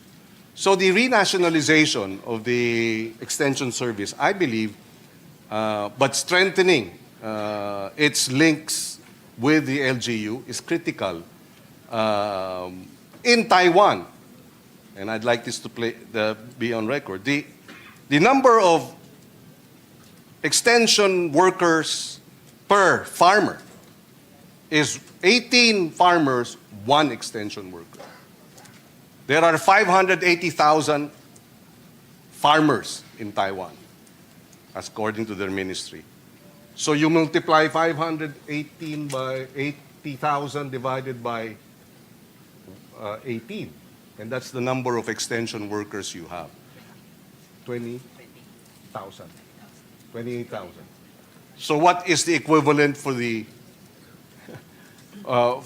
Department of Agriculture? Because right now, and I've said this, I know, but that's why. But it'll be a combination precisely of LGU and national extension workers programs, which I think will be, and that's why one of the laws that we will be bills will be renationalization. The other is strengthening our agriculture co-ops. The regulatory aspect of co-ops should stay with the CDA, but we will amend it so that we re-establish the Bureau of Agriculture Co-ops under the Department of Agriculture. That too is structural reforms so that matututukan ng DA yung mga kooperatiba ng ating mga farmers at fisherfolk. So yung regulatory function will be with the CDA, but the development interventions should be with the Department of Agriculture. But I have several other questions in that regard, but I'd just like to move quickly to the problem of what the problem created by the policy of the BSP in the banking system when it issued the memorandum circular limiting cash transactions withdrawals to 500,000. And this was done September during the hearings of the Blue Ribbon Committee. Circular number 1218. And I've been receiving a lot of complaints that a lot of depositors, small businesses are saying suddenly it's so difficult to transact with the banks because there is a limit of 500,000 pesos per day. What happens to payroll? What happens to et cetera, et cetera? Is this not a knee-jerk response by the BSP? Are they willing to reconsider it? Mr. President, personally, definitely this is a knee-jerk reaction. Senator Pangilinan was the one who brought it up during the Blue Ribbon hearing na napakadaling mag-withdraw ng 500 million in cash. Yes. Two tranches. Two tranches. So that's 1 billion in cash ng isang maliit na branch ng Land Bank sa Bulacan. So na walang report, no? Na hindi na report sa AMLAC, na wala pong nakakaalam. And because of that incident and because of your comment on that, the BSP reacted by coming up with a policy that the maximum cash withdrawal is 500,000. No? Yes. Kaso lang nga, marami tayong lalo na mga MSMEs ang nahihirapan ho dito. So, Just a clarification, this 500,000 is across all banks, no? Whether government or private? yes, all banks, Mr. President. And I was made to understand po by BSP that pwede naman para lumaki basta may supporting documents. No? But then again, I guess as a general rule, everything is 500,000. But I understand that they are reviewing this policy because of a lot of negative comments that they are receiving. And Could it have been a contributory factor in the drop in economic transactions? And therefore, baka sana 4.2% ang growth natin noong third quarter, naging 4 kasi nga ang hirap mag-transact sa mga bangko. I don't know, no? I'm just thinking off the top of my head. yeah, I think Senator Rector's may possible. This is possible. And also moving forward, it can also create some negative effects, Mr. President. And the BSP is the BSP acknowledged this, Mr. President, and they are now reviewing this policy. So, Yes, thank you. And you mentioned the land bank. And I remember this because there seemed to be a conflict between the BSP appreciation of what was happening and the land bank's appreciation of what was happening. Because the land bank, a few days after we cited these concerns, well, first the BSP. The BSP, if I may quote, the BSP said, BSP shocked by cash piles in flood control corruption. No? This is a Philippine Star. It was worse than we thought. I'm quoting the governor, Eli. This flood control scandal was much of a shock to us as it was to you, but we're working hard to fix it. So that's the BSP concern. But the land bank, when was it? September 30 issued a statement saying that all their transactions with the DPWH were above board as we were investigating it. So, which is which? Is it shocking or is it above board? May we have a clarification, Mr. President?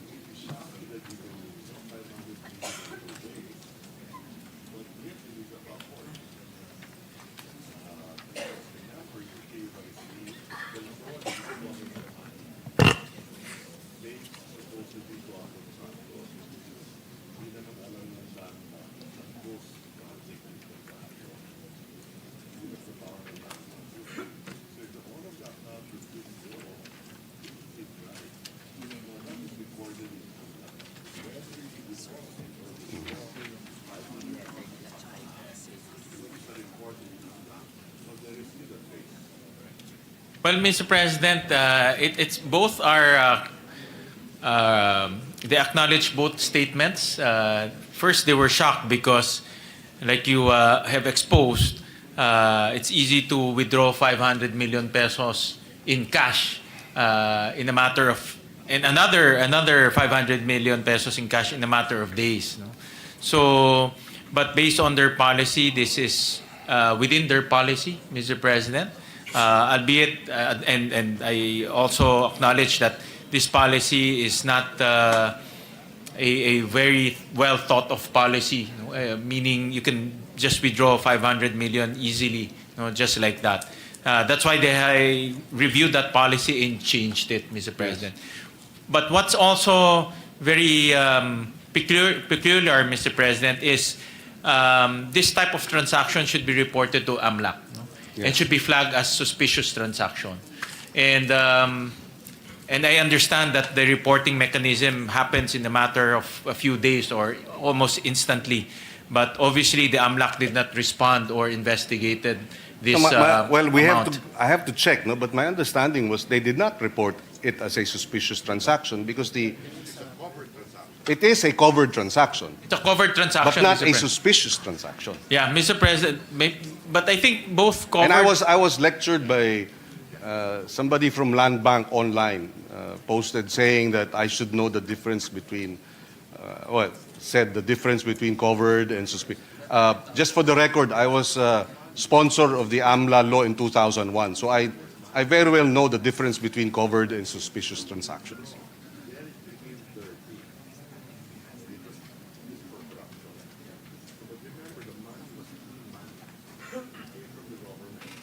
Mr. President, I was made to understand that because this client, I understand ito yata si Sims, no? Sims.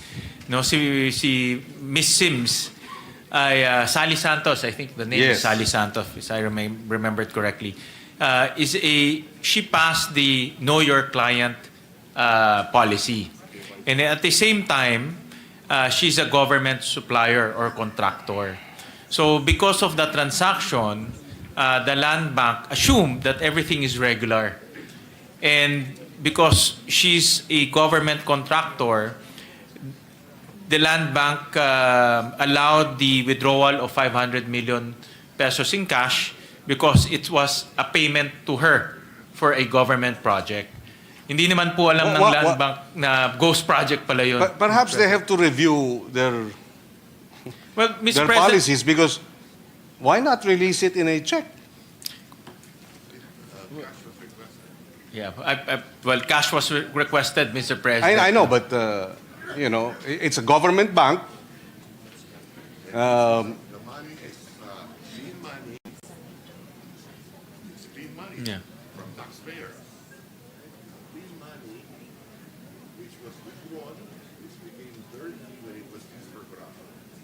Well, Mr. President, because of regularity, si Miss Sally Santos was paid, because she's a contractor. Yes. But I think, Mr. President, personally, I think Land Bank should be circumspect and also be more vigilant in this type of transaction. Hindi Well, naman. my concern, yes, I share your sentiments, Mr. President. And na I hindi- agree, yes, I agree Yeah. with you, because, well, the statement of Land Bank felt like they were absolving themselves while we were still investigating them. No, I mean, I can understand they're protecting their bank, and their depositors and their desire to protect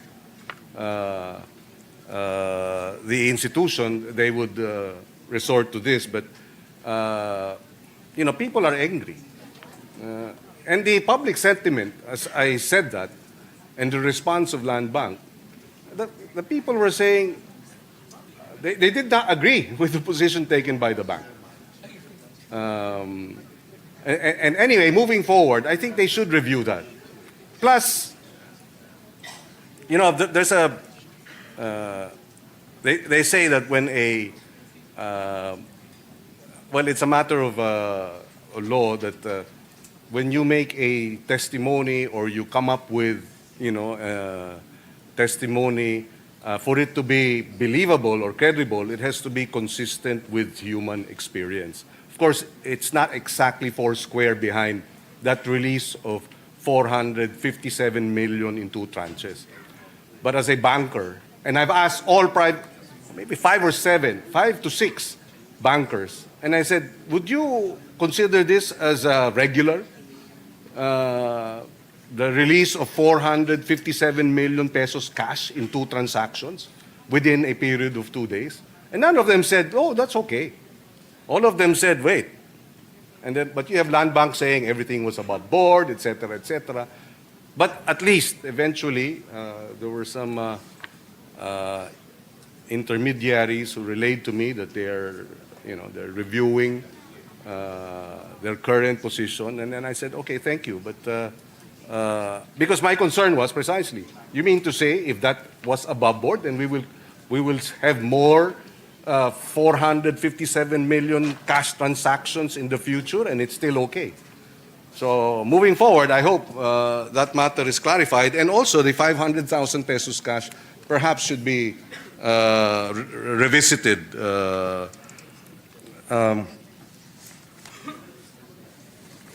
Maybe 2 more minutes of questions.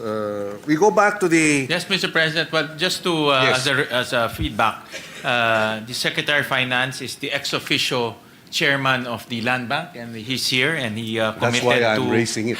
That's why he committed to review this policy and make sure that the bank will not be used as a conduit for corruption, Mr. President. So Thank you. we will Thank look you at for that policy. reassurance and the manifestation as expressed by the sponsors of the position of the ex officio chairman of the board of the Land Bank. I wish to go back to the revised poverty threshold. I raised this in the hearing, and the answer was tentative because they were still, I believe the Dev was still putting together the numbers. May we know what is now the poverty threshold? Do we have the numbers?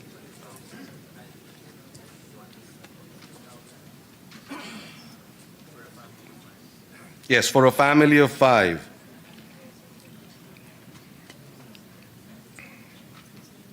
What was it before? And what will it be moving forward? For NCR, Mr. President, the poverty ratio for a family of 5 is 15,714 pesos per month, Mr. President. Family of 5, okay. This is 2025, October 2025. This is as of 2023, Mr. President. Ah, okay, 2025. And the estimated poverty threshold for 2025, Mr. President, will increase to 20,312 per month for a family of 5, Mr. President. Okay, that's the estimate, 20,000 Yes, Mr. President. for NCR. This is for NCR, Mr. President. So it's by region, or would you have? Yes, by region, Mr. President, because the food prices per region is different, Mr. President. But if you average it out, what is the national average?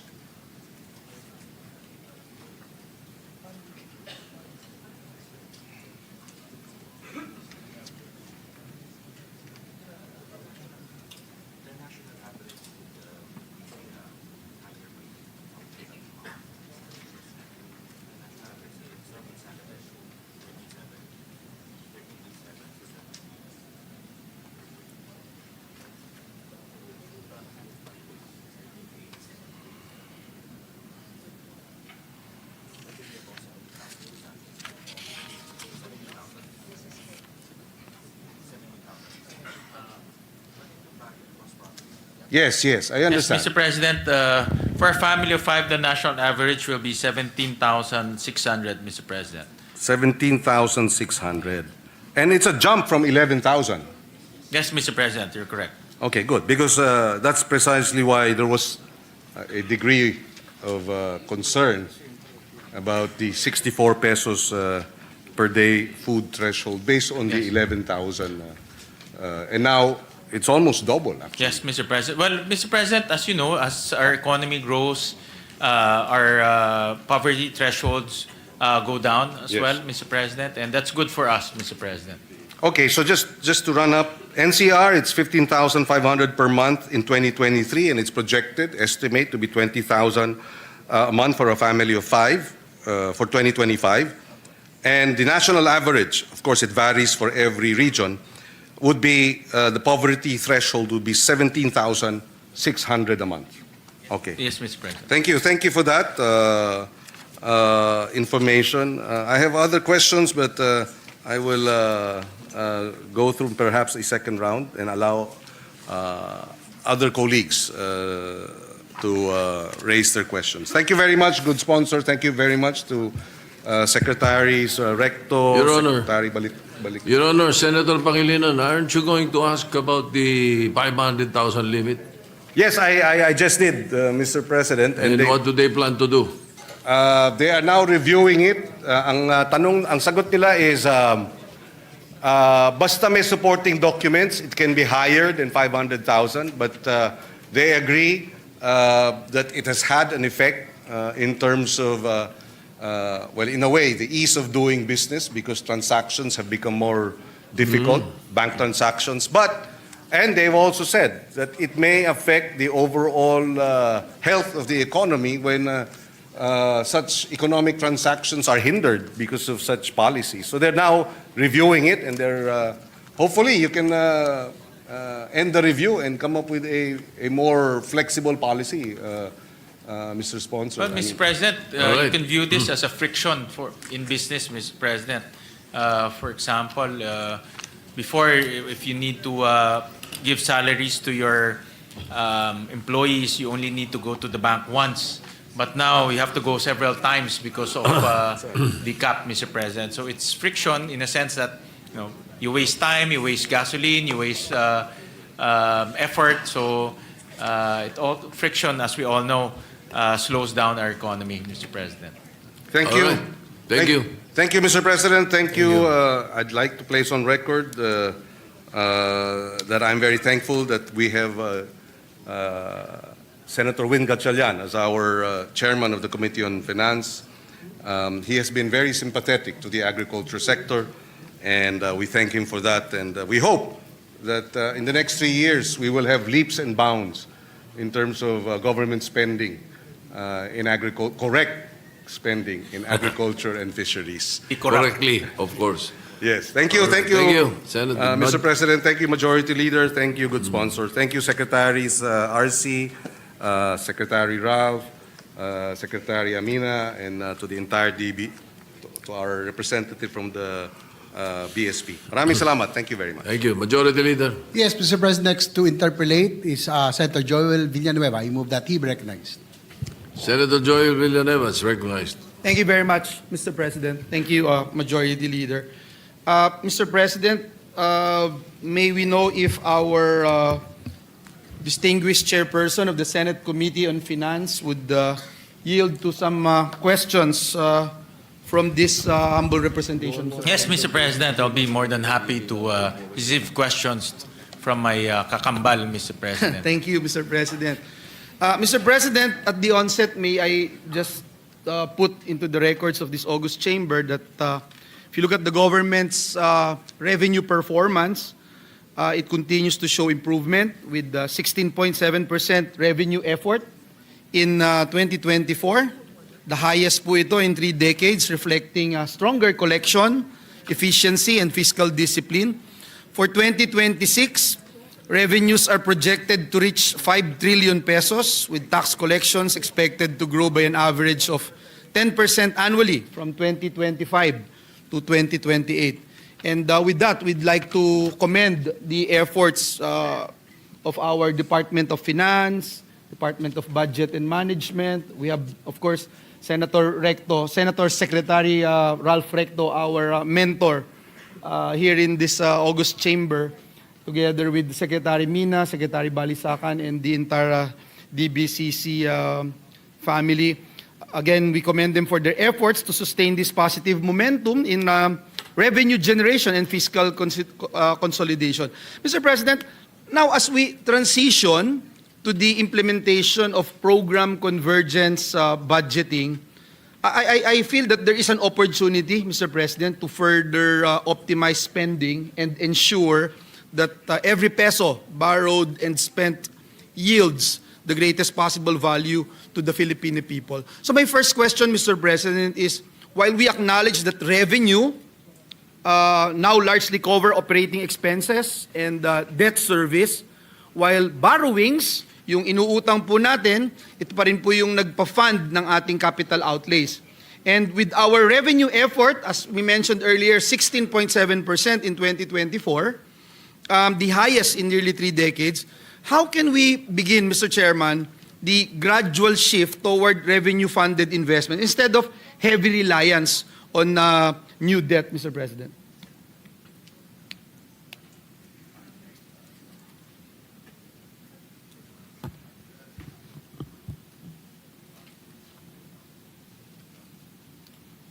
Mr. President, I can attest that the country is doing very well in terms of revenue effort. In fact, I just came from a tax forum in Jakarta, I think 2 months ago, and we were comparing numbers in terms of revenue effort here in the ASEAN. We're actually the highest in terms of revenue effort, especially on from tax revenues, Mr. President. Much higher than our peers here in the ASEAN, Mr. President. Although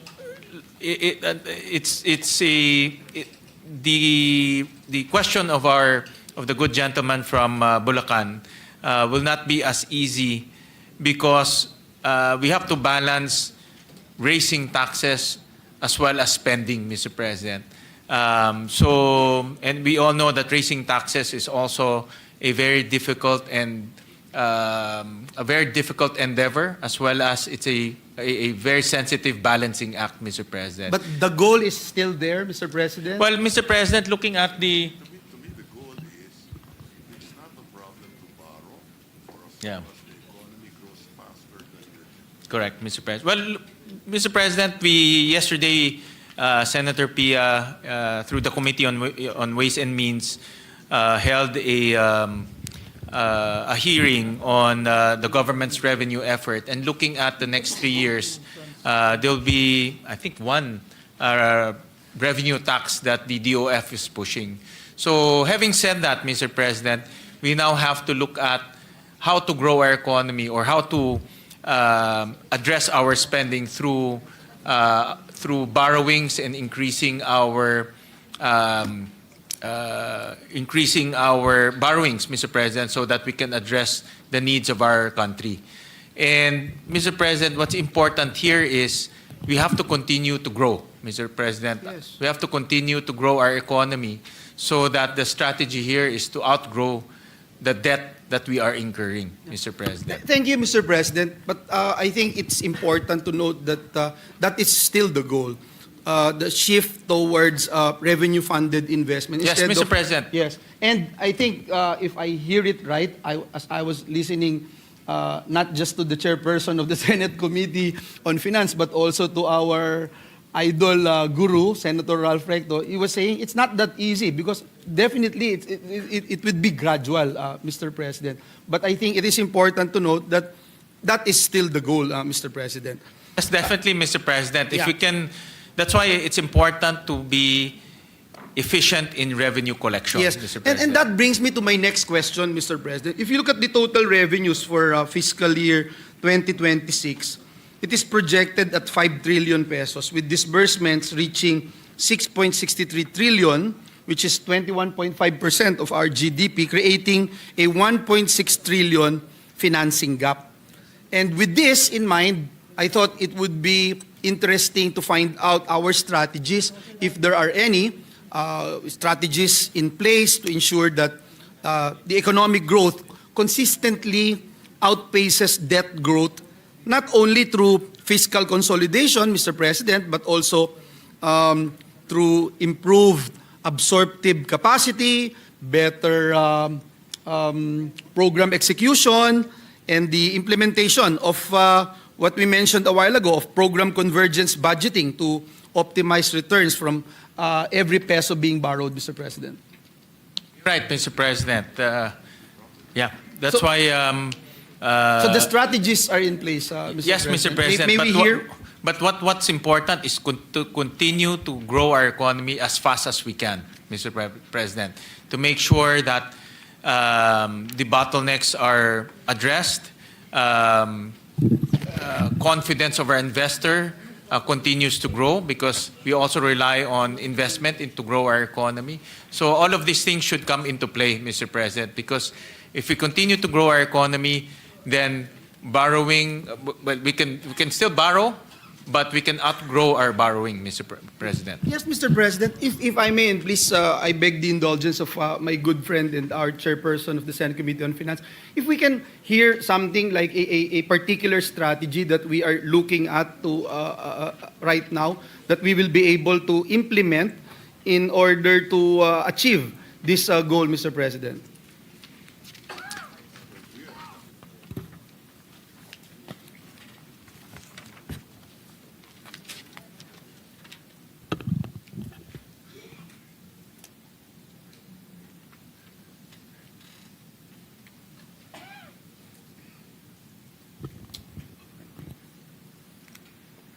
President, we also approved here in the Senate the medium-term fiscal framework. And this is the guiding document for the DOF and the economic managers to reduce our debt and our deficit over time, Mr. President. Admittedly, this is not easy because of various headwinds that we cannot forecast. But the goal here is to reduce our deficit, reduce our debt to GDP, continue to grow our economy, Mr. President. Thank you, Mr. President. And I'm happy to report also, Mr. President, that we supported this particular measure, this initiative that aims to narrow the fiscal deficit from 6.5% of GDP in 2022 to 3% by 2028, bring down the debt to GDP ratio below 60%, sustain annual growth of 6.5% to 8%, and maintain infrastructure spending at around 5% to 6% of GDP to support economic expansion and job creation. Perhaps, Mr. President, what we are looking at, Mr. President, is perhaps ask, for example, Mr. President, a specific sector, yung bright spots, kumbaga ho, Mr. President, na pwede po nating makita right now. For example, yung pong trabaho para sa bayan law that we passed, I think they have already come up with a strategy on how we'll be able to come up with our master plan insofar as job creation is concerned.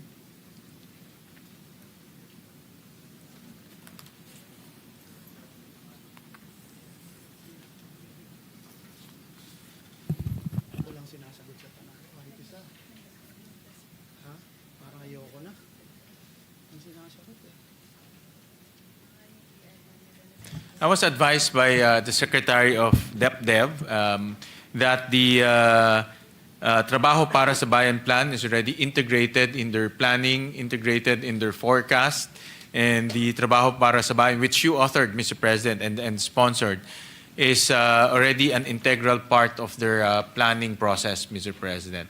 So, and I know that the Trabaho para sa Bayan addresses the issue of job mismatch, and also addresses the issue of job forecasting or demand forecasting, Mr. President. Thank you, Mr. President. Let me go to another topic that, of course, Mr. President, I don't want to leave sana itong program convergence budgeting, no? Yung implementation po nito. Pwede ho bang tanungin na lang din, Mr. President, how can government ensure that borrowing supports projects designed for multiple and complementary uses, Mr. President? Kunyari po yung water impounding facilities that can also serve as irrigation sources during dry months, yung pong storage or retention systems during rainy seasons, Mr. President. May we know how can the government ensure na ganito po yung borrowing policy natin, Mr. President?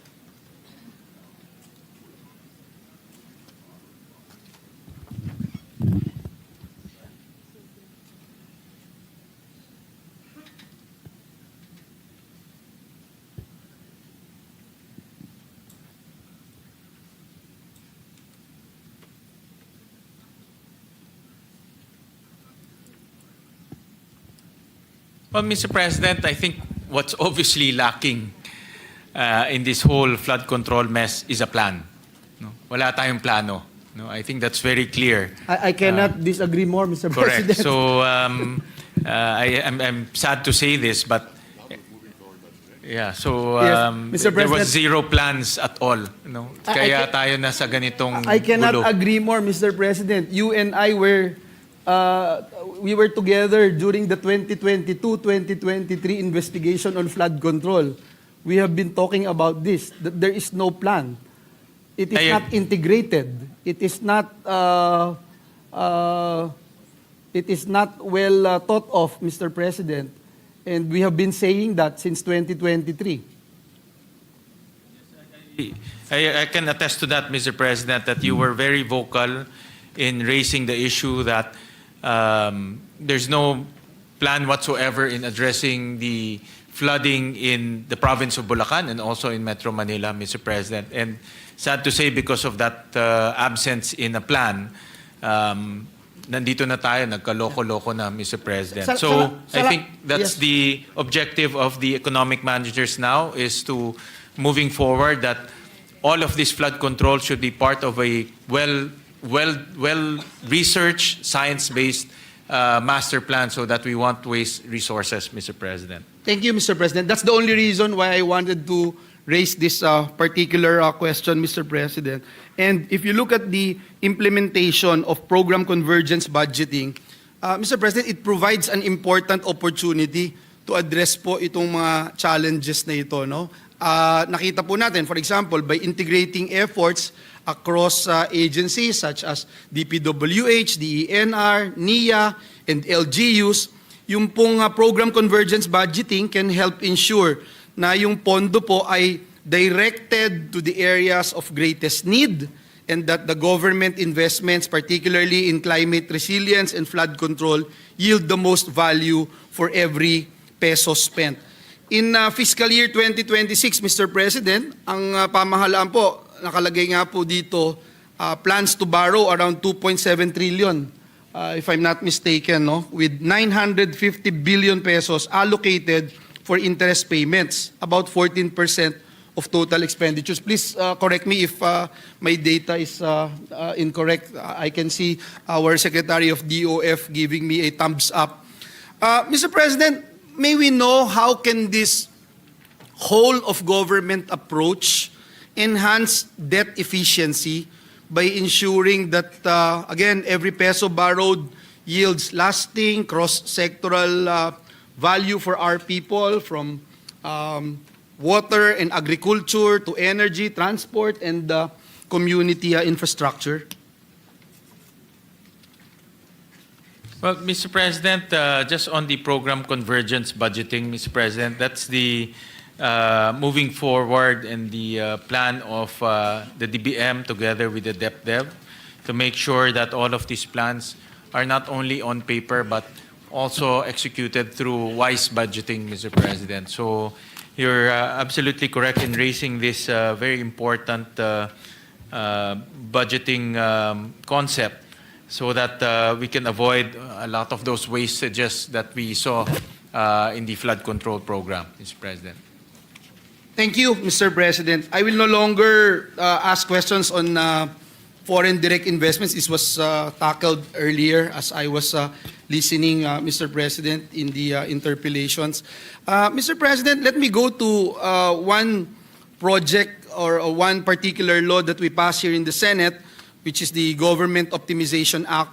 Mr. President, over the years, around 1 in every 10 authorized government positions has remained unfilled. Alam na alam po ng chairman natin na ito'y advokasya natin. Inabutan ko pa si then Senator Ralph Recto. Ito'y naging aking advokasya na.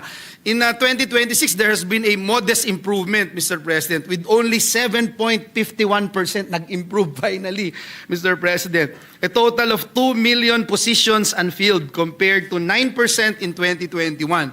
This means that approximately 1 in every 13 positions is still vacant, Mr. President. Again, kung matatandaan nyo po, laging 1:10. For every 10 positions, vacant po yung hindi po napupunan yung isa. Ngayon po 13 na, so nag-improve by 3 positions finally, Mr. Chairman.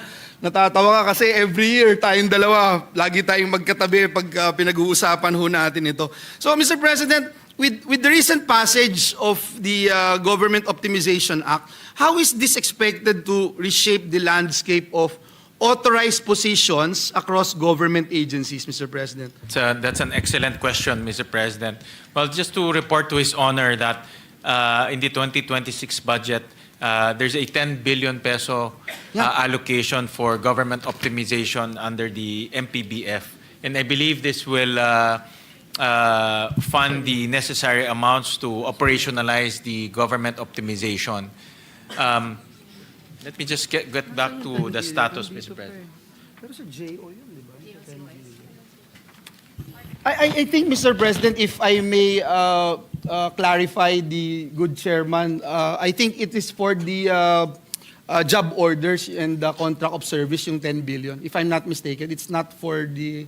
No, it's for everything, It's Mr. for President. everything. So, Mr. President, and I have good news. Tomorrow, the IRR for the government optimization will be released. I was about to ask that question. Thank you, Mr. Thank President. you. And thank you for asking that, Mr. President, because in the review of the budget, marami ho kaming nakitang mga agencies na obsolete na or redundant, o mga agencies na kaya nang gawin ng private sector o kaya nang gawin ng industry as part of their self-regulation. Hindi naman ho kailangan ng gobyerno to regulate everything. The industry can regulate themselves. No? So, in the review of the budget, we see a lot of agencies na sayang lang ho yung pera dahil nagiging redundant o hindi na ho kailangan yung agencies. And we'll submit to the DBM our own findings and recommendations so that they can analyze and review these agencies, and then they can optimize the government by merging or abolishing or collapsing some of these agencies. Thank you, Mr. President. At para hindi po tayo tumagal, siguro pwedeng kahit makahingi lang po tayo ng initial assessment doon po sa mga... Wala pa rin po yun. Wala pa, Mr. President. So, start pa lang. Ang maganda, may funding na, may IRR na bukas. Kasi alam ko nung tinap ako to sponsor the measure, may mga pag-aaral na nun eh. Nung time na yun. May So, mga initial estimates, I think, Mr. President. I Yeah, and, remember that interpellation. But we will get some definite answers in the next few weeks, Mr. President. And you were saying, Mr. President, that the IRR will be signed soon because... Tomorrow, Mr. President. Tomorrow, Mr. President. Issued tomorrow. That's very good news, Mr. President. And you made mention, Mr. President, no, because under the law, it mandates COEB, or the Committee on Optimizing the Executive Branch, to conduct a strategic review of executive agencies to evaluate their roles, functions, effectiveness, identify inefficiencies, and recommend reforms to enhance efficiency, coordination, and alignment with national development goals. May mga low-hanging fruits po na nakikita na tayo. Tumatango po si Secretary Mina. For example, Mr. President, yung optical media board. Ano pa bang pwedeng gawin ng optical media board? Pwede pa ho ba silang gawin? Nung time po na dinidiscuss natin, and again, this is with all due respect to our friends in government, of course, gusto natin alagaan sila, malagay sila sa tamang posisyon sa gobyerno at masiguro din na mapoprotektahan yung kanilang karapatan. I remember, Mr. President, and Senator Recto was still with us during that time when we were discussing the Department of Migrant Workers. A certain agency, that agency, Commission on Filipino Overseas, if I'm not mistaken, CFO ba yun? CFO, Tama. Mr. President. And then when we asked what programs they are implementing, we were told na yung mga nakatira, for example, sa Inglaterra, i-recruit sila na pumunta sa Pilipinas para makabisita dito sa Pilipinas. Yun yung program nila, and the chairperson is laughing, and I know you still remember that particular time when we were talking about this, and this has been, 5-6 years ago, Mr. President. So, ito lang po, nais ko lang banggitin po ito para masiguro natin na yung pinaghirapan din nating panukalang batas noon na ngayon ay Republic Act number 12231 ay mapapakinabangan na ng ating pamahalaan. I share your sentiment, Mr. President. I'm 101% with you, Mr. President, on those observations. In fact, mayroon rin kaming na-observe, mayroon rin kami na-observe under kay Secretary Balisacan, yung Philippine National Volunteer Service Coordinating Agency. Parang kailangan pa ba natin ng agency para kumuha ng volunteers? Ba, may Red Cross naman, meron namang LGU to gather volunteers. So, and no, walang personalan po. I'm sure nandito sila. No? But we're just saying na we have to optimize government resources. Sayang ho yung pera eh. No? Some of the NGOs can do it better than government, Mr. President. I can also share, Mr. President, especially with our DBCC members, Mr. President, that when we were in TESDA, we were looking at several agencies of the government implementing trainings. There's TESDA in the Department of Agriculture. There's TESDA in the Department of Trade and Industry. There's TESDA in... there's so many training programs, Mr. President. Nakakalito na po, Mr. President. And itong batas na ating ipinasa ay tingin ko malaking magiging tulong para sa ating pamahalaan. And that brings me to my next question. Do we have updated estimates, Mr. President, on the potential savings na magmumula po dito sa optimization program, along with any revised parameters and assumptions that will somehow guide the implementation of the law moving forward, Mr. President?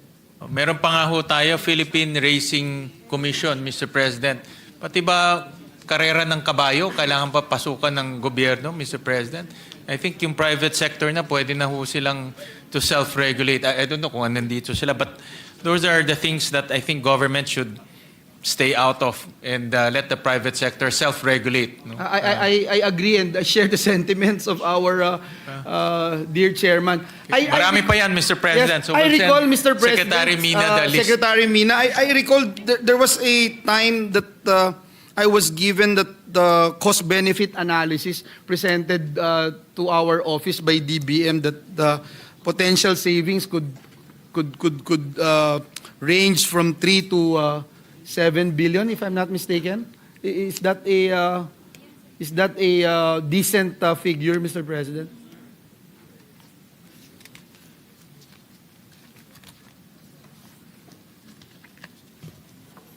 Mr. President, I was just informed that the initial estimate is between 750 million to 2 billion savings a year, Mr. President. Okay. So when I say savings on electricity, on rent, on sweldo, hindi lang naman ho sweldo. Kasi ito no? yung mga MOE. nag-overlap na eh, no? Yes, Mr. President. Pare-pareho Like I said, ginagawa. Mr. President, that your question is very important in this topic, Mr. President, because we can keep on allocating funds, we keep on sourcing funds, pero maraming funds rin nasasayang, no? And that's why all of these agencies that can be utilized to a much better output and outcomes, government should do so. And if, like I said, if the private sector can self-regulate, let them self-regulate rather than government going into pati karera ng kabayo, Mr. President, pinapasukan natin, which I really think is not the job of government. Thank you, Mr. President. I share the same, Mr. President. Mr. President, let me go to what the good chairman made mention a while ago, that the DBM has confirmed that there's 10 billion pesos has been allocated in the 2026 proposed budget under the MPBF for the implementation of the Government Optimization Act. Mr. President, this funding will particularly support not just the filling up of job orders and the contract of service workers. Is that correct, Mr. President? Mr. President, it will fund various activities in the optimization implementation. For example, hindi naman ho magtatanggal lang ng tao. No? We can, government's aim is to put them in the offices and agencies that are needing more employees, Mr. President. So we will also create positions. We will also promote certain positions. So all of these things will be part of that 10 billion, Mr. President. Thank you, Mr. President. Just so we can appreciate all the more this particular topic, Mr. President. In June 30, 2025, the government employs a total of 919,868 job orders and contract of service workers. Believe it or not, Mr. President, and you are aware of this, I have been perennially every year raising this particular issue. There's a slight decrease from the previous year's figure. 939,000 po dati, 771.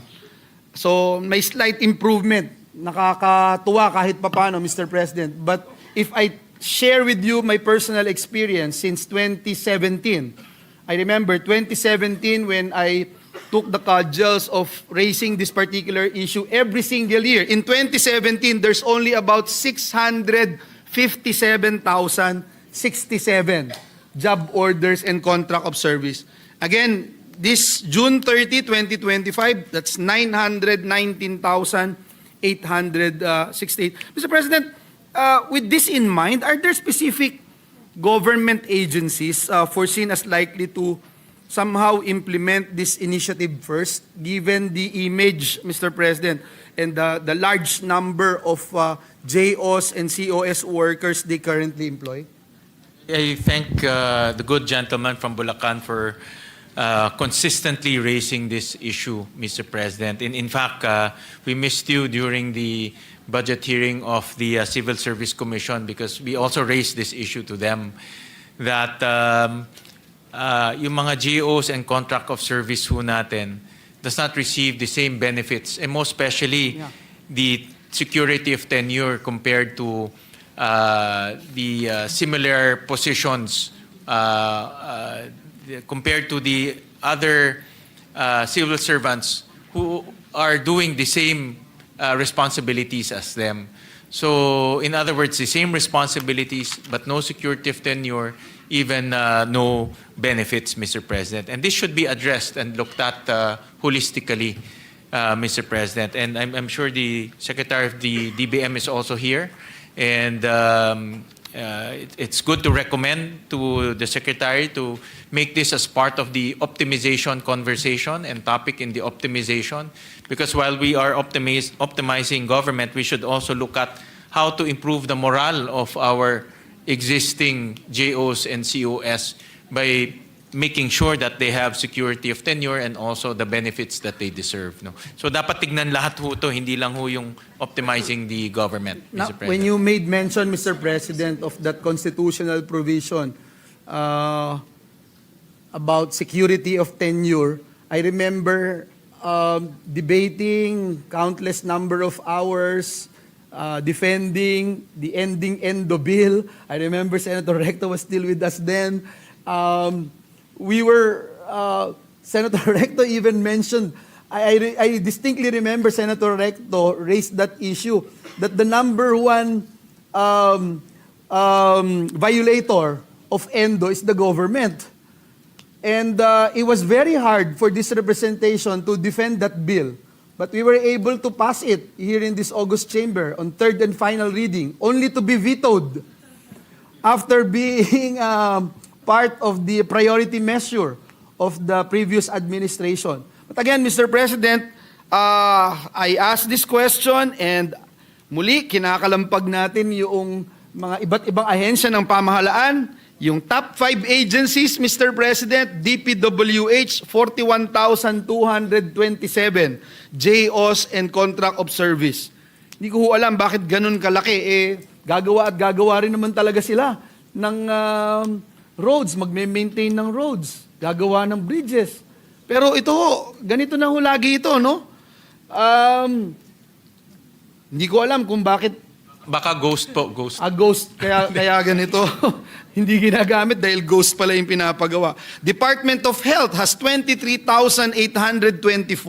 Department of Social Welfare and Development, 22,412. Department of Education, 18,781. DENR, 9,319, Mr. President. Just to put that on record, Mr. President, and I think you and I, Mr. President, know very well that ever since we raised this issue, we do it not only in a general perspective, but also with the different departments and agencies of the government.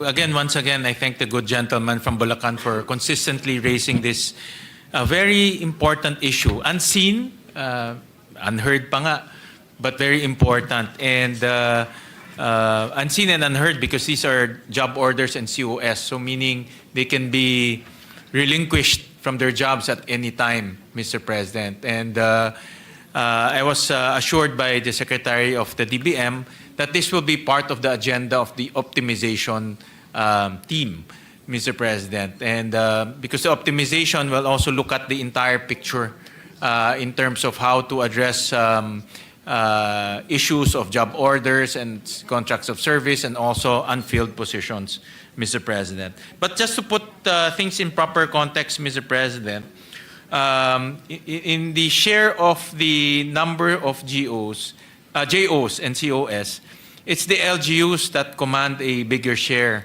About 70% of the JOs and COS are with the LGUs, Mr. President. So the balance will be distributed to the national government and SUCs, Mr. President. So dapat mapasok rin natin yung LGUs in that conversation, Mr. President, in that discussion. I agree, Mr. President, no, but I think both. Yes, definitely. Both are, we're not pointing violators, fingers. Mr. President, Yes, definitely. of our security of tenure policy as stated in our Constitution. Mr. President, let me go to my last and final topic, which is jobs, Mr. President. Our unemployment target for 2026 to 28 is between 4 to 5%.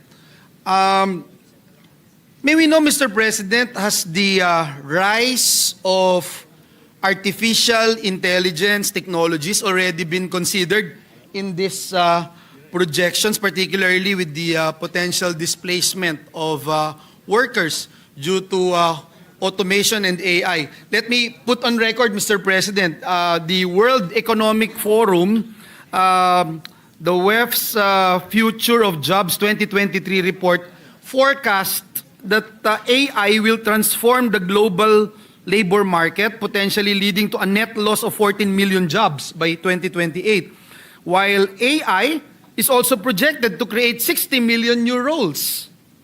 It is also expected that it will eliminate 83 million positions, primarily affecting routine tasks such as data entry and administrative work. Again, Mr. President, gusto lang natin malaman, Mr. President, kung ito po ba ay kasama na doon sa ginawang pag-aaral as we projected itong 4 to 5% unemployment target for 26 to 2028. Yes, Mr. President, the Secretary of DepDev told me, informed me, that it's part of the Trabaho para sa Bayan plan, Mr. President, to look at emerging industries, disruptive industries, technologies that can displace our workers, Mr. President. And that's precisely why we added 3.6 billion to your favorite agency, the TESDA, Mr. President. Because one of the recommendations of the PSAC, the Private Sector Advisory Council, is to allocate scholarships for artificial intelligence courses, Mr. President, precisely to address potential displacements from the use of artificial intelligence. Mr. President, I'm very happy to hear the good news coming from Secretary Balisacan that they are on the right track. Yes, Mr. President. With regard to the Trabaho para sa Bayan plan, and in their program, they were able to include this particular itong nangyayari ngayon no, sa ating kapaligiran, the rise of automation and artificial intelligence. Mr. President, may we know what changes will be made from now on as we move forward, as we forecast labor market needs, considering po itong rapid development of artificial intelligence and its potential to alter labor demand across different sectors? Mr. President, before we answer that, I was informed by the Secretary of DepDev that their estimate about 14% of our workforce is vulnerable to AI. 14%, 1/4. Sabi ko, laki nga eh. No, so thank you for raising that and putting that into the consciousness of the economic managers, that the risk of or the threat of AI is real, and we should address that moving forward, Mr. President. So Yes, Mr. President, and let me also point out that the ADB has observed that the adoption of AI and Industry 4.0 technologies is fueling productivity growth across Asian economies, noting the ILO's analysis that there is now an increasing demand for a highly skilled workforce in the region, particularly in the fields like robotics, AI, and automation. Now, Mr. President, while AI ay expected po natin to automate many tasks, it is also anticipated na, yun nga yung binabanggit natin, it would create new industries and jobs. May we know how does the government plan to nurture the growth of AI-related industries that could create employment, create new jobs, job opportunities for our people, and perhaps support reskilling, upskilling, retooling programs, especially for those industries at high risk of automation. And may we know, Mr. President, if efforts on this already included po in this proposed 2026 budget, meaning at the end of the day, is our budget for next year AI ready, Mr. President? Mr. President, one thing, I sat through all the budget hearings here in the Senate. And one common theme that I hear from all of the agencies, especially those requesting for high budget for ICT, is AI. No? Sinabi ho yan ng BIR, sinabi ho yan ng Customs, sinabi rin ho yan ng DICT that their budget includes artificial intelligence to make them more effective and efficient. So in other words, the government itself recognizes the use of AI and its potential, especially in enforcement and revenue collection, Mr. President. So in a way, it's built in because the ICT or the technologies that they will be purchasing includes the AI capability. But on the training side, I mentioned earlier, Mr. President, that we included 3.6 billion to TESDA. That will bring to about 9.5 billion for the scholarship programs. This includes scholarship for healthcare, semiconductors, construction, and artificial intelligence. Thank you. Thank you, Mr. President. We'll propound more questions when we tackle the TESDA's budget so we can ensure Mr. that President. this funding will be allotted to this particular programs. Mr. President, last question that I'd like to raise is the issue on alternative work arrangements, Mr. President. We were able to pass here in the Senate yung Telecommuting Act, and marami din po sa ating mga kasamahan sa BPOs nung nakaraang pandemya ay nagre-request na matulungan sila dahil yung mga iba ho, finor sila na bumalik at magpakita, mag-report in person while they can actually do their job in remote areas or working sa kanilang mga tahanan. Mr. President, has the government evaluated the impact of widespread alternative work arrangements on overall labor productivity, GDP growth, and workforce participation, Mr. President? Mr. President, I would like to thank Senator Joel, gentleman from Bulacan, for proposing a very important intervention in the Create More Act, if you remember. Now we allow businesses to do work from home / telecommuting and still enjoy fiscal incentives from government, Mr. President. So that's one intervention that you led and now is being implemented. But to answer your question, okay, Mr. President, the DepDev is currently currently doing a study on work from home. Work from home arrangement, Mr. President. Yes, Mr. President, it will be available first quarter 2026. So in other words, meron ho silang ginagawang study, and how work from home arrangement can be, first, what's the effect to our economy and also the workplace and to our companies, and at the same time, how to implement it effectively through the policy issuances. Yes, Mr. President, thank you for that. And I think a lot of people get confused when we talk about different working arrangements, alternative work arrangements. Hindi lang naman po ito yung work from home na setup, no? Pwede rin yung, for example, skeleton lang yung papasok, nagpapalit-palit sila. Meron din po yung pag-aaral ng 4-day work week, etc. These are the things that we need to continue entertaining and looking into. Kasi, for example, with the JICA estimating 4.9 billion pesos in daily losses due to traffic here in traffic congestion here in Metro Manila. 2022 pa po iyon eh. So, ang tinatanong ko lang din po is, sana na-assess din po natin itong mga bagay na ito. For example, yung particular example na yon, have we assessed how alternative work arrangements can actually help these losses? At may mga iba pang po pwede nating gawin, Mr. President. Mr. President, those are now ongoing studies that DepDev is doing, and they recognize the potential of what they call flexible working arrangements, Mr. President. And the study will be out first quarter of next year, Mr. President. Thank you, Mr. President. That would be my last question. And let me also point out, Mr. President, what Finance Secretary Recto mentioned in the 2026 national budget, that it will focus on projects with the highest multiplier effect. And we completely agree. Government expenditure should result in a larger overall increase in economic output and job creation.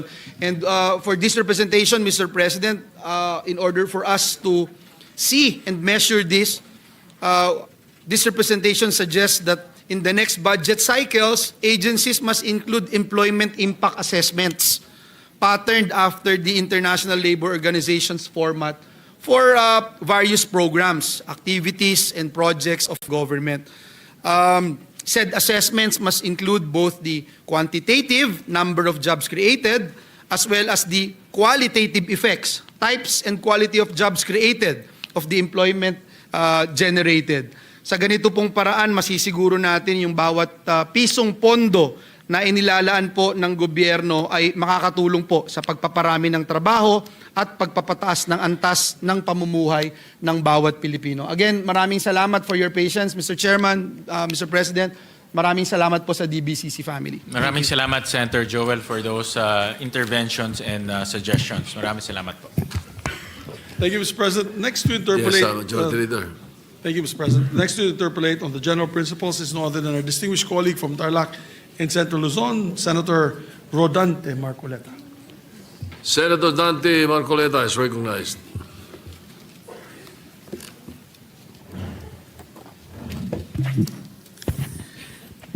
Maraming salamat po, Mr. President.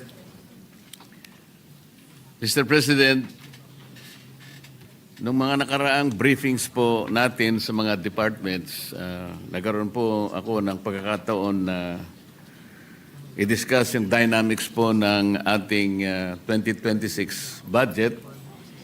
Nandito naman po ang ating kaibigan Secretary Recto. Kung di po ako nagkakamali, I did ask him about the consequences of the 6.7 trillion budget.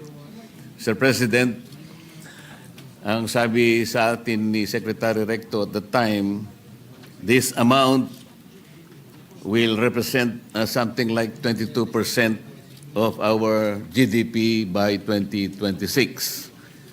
Mr. President, tama po kaya ang aking pagkaka-recollect ng mga figures? Tw- 21.5% of our GDP, Mr. President. That is the exact figure. So halos ganun din po. Halos ganun rin. Halos kasi pareho lang.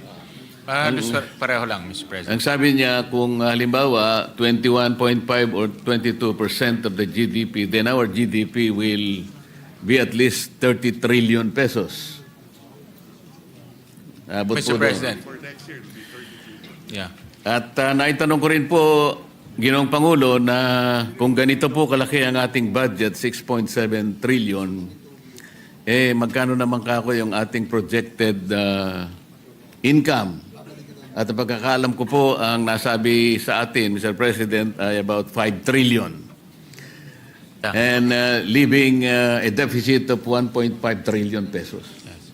Yes, Mr. President. To be exact is 4.9, pero nasa 5 na rin, Mr. President. Ang ibig sabihin po, Tama ko kayo. Mr. President, sa 1.7 trillion ay this is about 142 billion per month.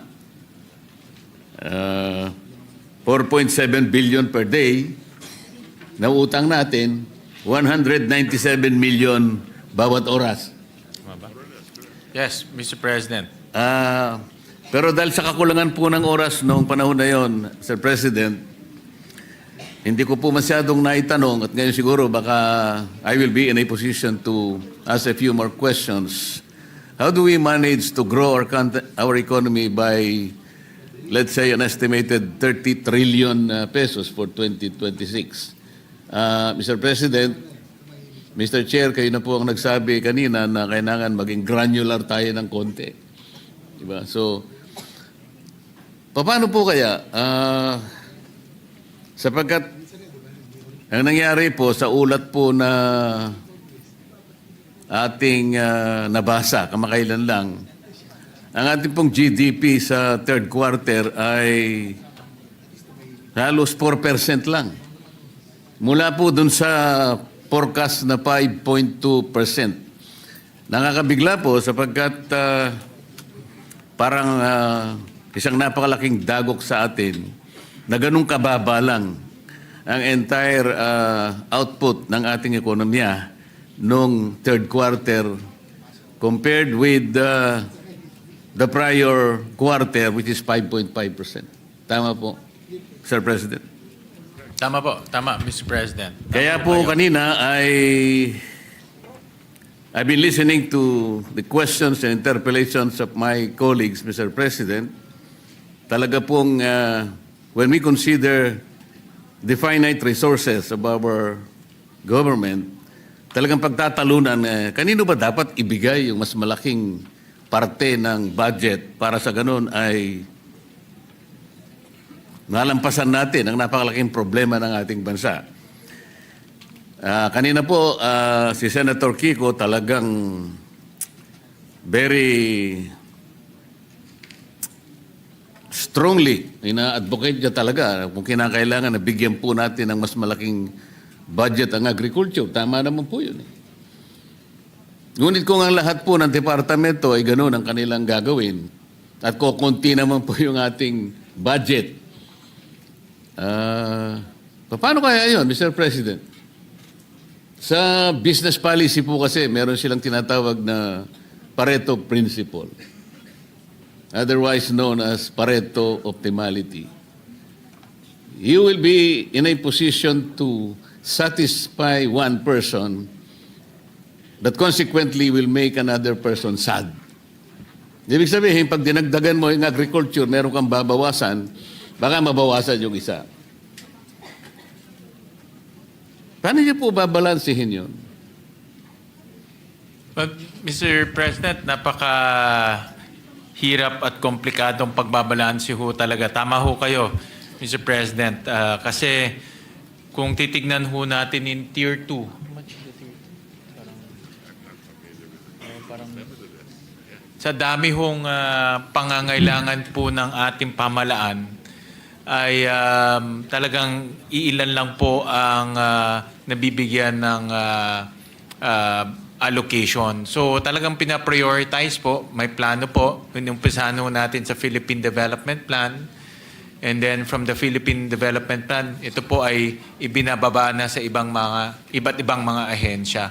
So ano ho to, talagang dapat ho natin planuhin mabuti, strategically, kung ano po yung mga dapat nating unahin na i-address bilang isang bansa, at the same time, ano po yung mga bagay na kailangan natin para lalong lumaki ang ating ekonomiya.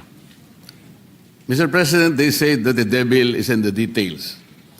Naitanong ko po kay Secretary Recto nung panahon na nagbi-briefing pa yung kanyang departamento. So para ma-achieve natin more or less ang 30 trillion output ng ating economy, he suggested that we should grow as fast as we can. As a matter of fact, I recall he said, maybe we should grow at 7.5%. Mr. President, na-recall ko po kaya ng tama yun. Ang target ho natin next year, Senator Dante, is between 5 to 6%. Yun po ang ating target. Yun nga po, kaya ako'y nalulungkot. Narinig ko ngayon sapagkat yung 30 trillion pesos trillion pesos para po yun ay ma-achieve natin, kailangan natin talagang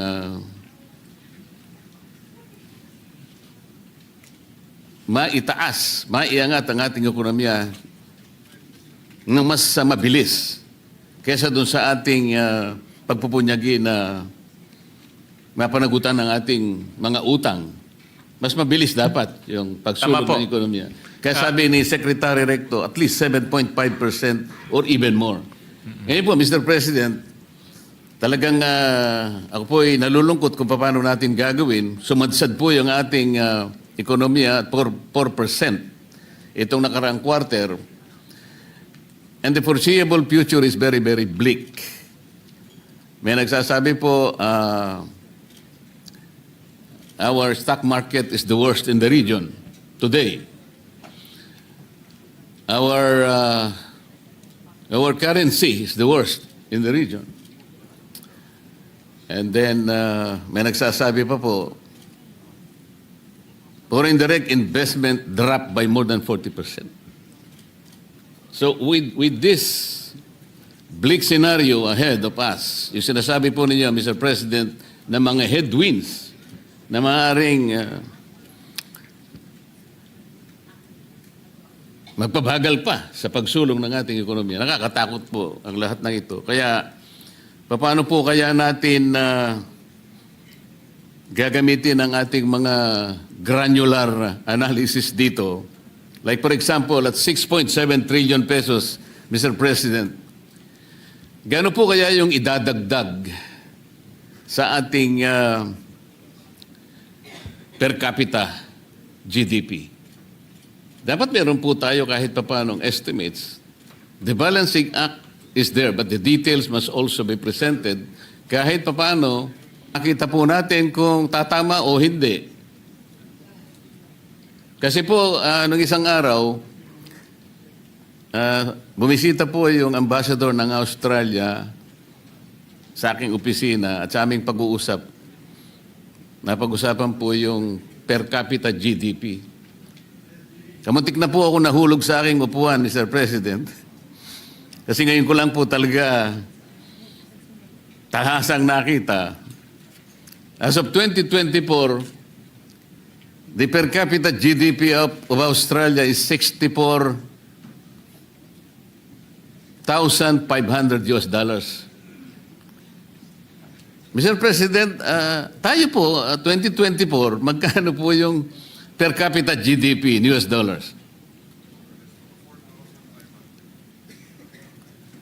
So kung 4,500. 4,500 Narinig ko. US dollars, Mr. President. $64,500 per capita Australia. Tayo po'y 4,000. Malayo pa, Mr. President. Pero Mr. President, Pero yung purchasing power parity natin, so siguro times 2 niyan, 9,000. yes. And also, Mr. President, next year ho, maabot na ho natin yung upper middle income status. Kasi kulang na lang ho tayo ng $24, if I'm not, 20, kano?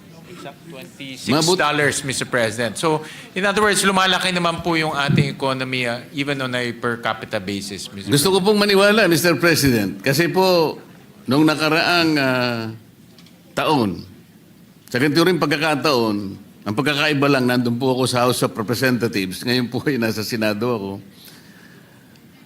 At that time, I think last year, of the original members of the ASEAN, tayo na lamang pong hindi nakaka-graduate doon sa upper middle income. Halos ang lahat po ay nakaakyat na eh. Yan po yung nakakalungkot na bahagi. Kaya, with all due respect, kami po ay naghahanap ng konting mga detalye. At parang narinig ko pa nga ang estimates noon last year, ang sinabi ng ating kalihim ng DBM, by 2028, pasensya na kung gano'n ang pagkakatanda ko, Madam Secretary, buong tapang niyang sinabi na yung ating poverty incidence rate, sabi niya gano'n, magiging 1 digit. Ngayon po, ano na po yung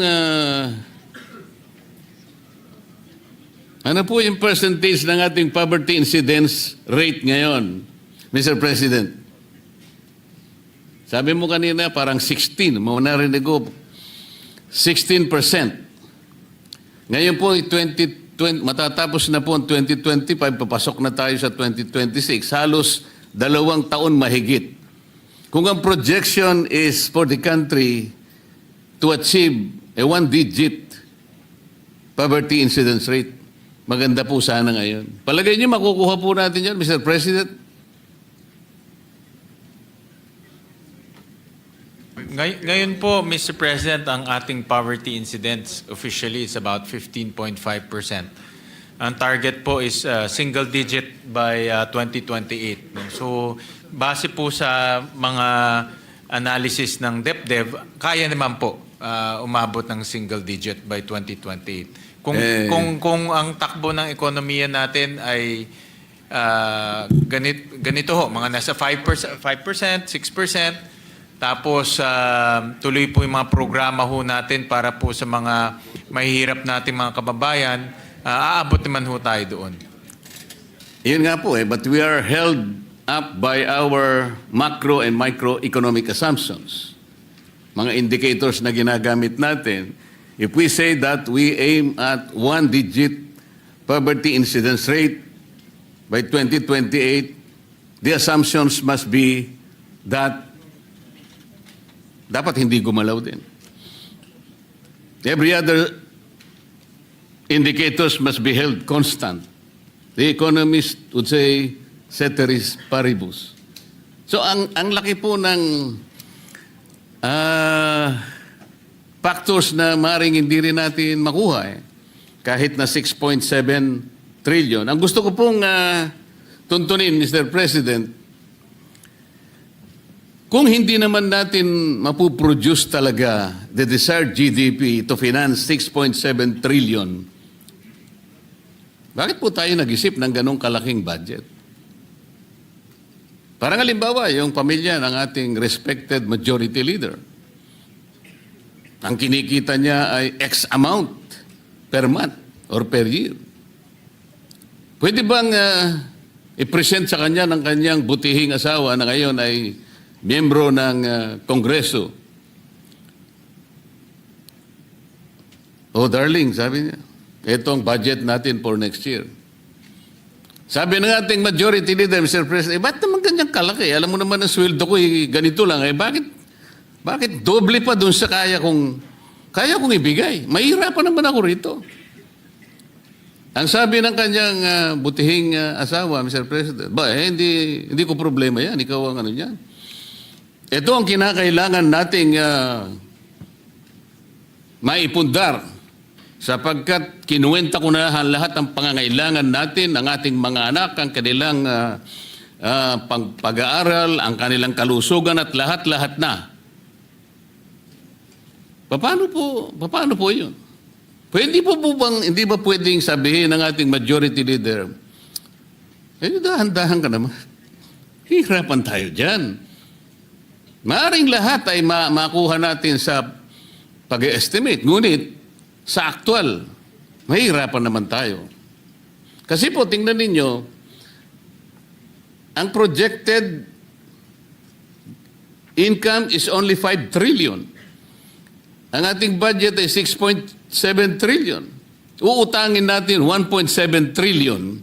Hindi naman natin kayang ipundar yung ekonomiya para ma-achieve natin ang 30 trillion pesos or so.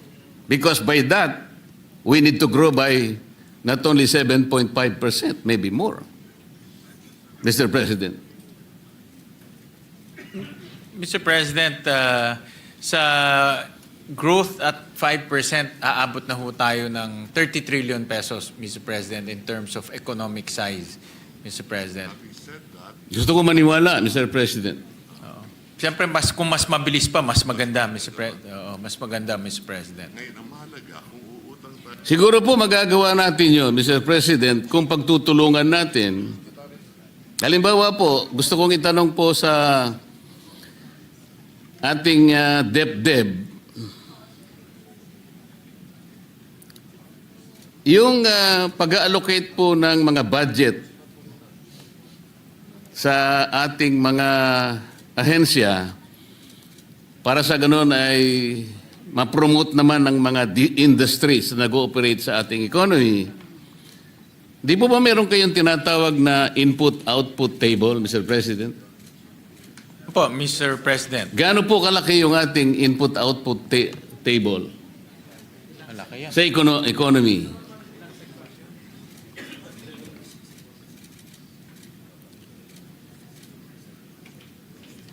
Mga 64 sectors po, Mr. President. 64 sectors ang covered. Parang hindi po accurate kasi 64 by 64, Mr. President, to be accurate about it. Kasi in the late 80s, parang 200 by 200 po eh. Can you check your data?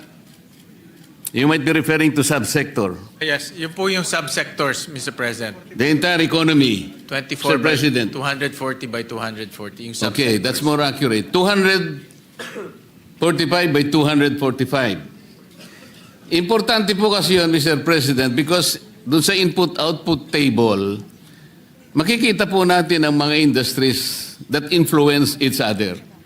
Doon makikita natin, alin ba yung dapat nating i-promote? Alin ba dapat nating supportan because it affects and it influences maybe more than the others? Para sa ganon,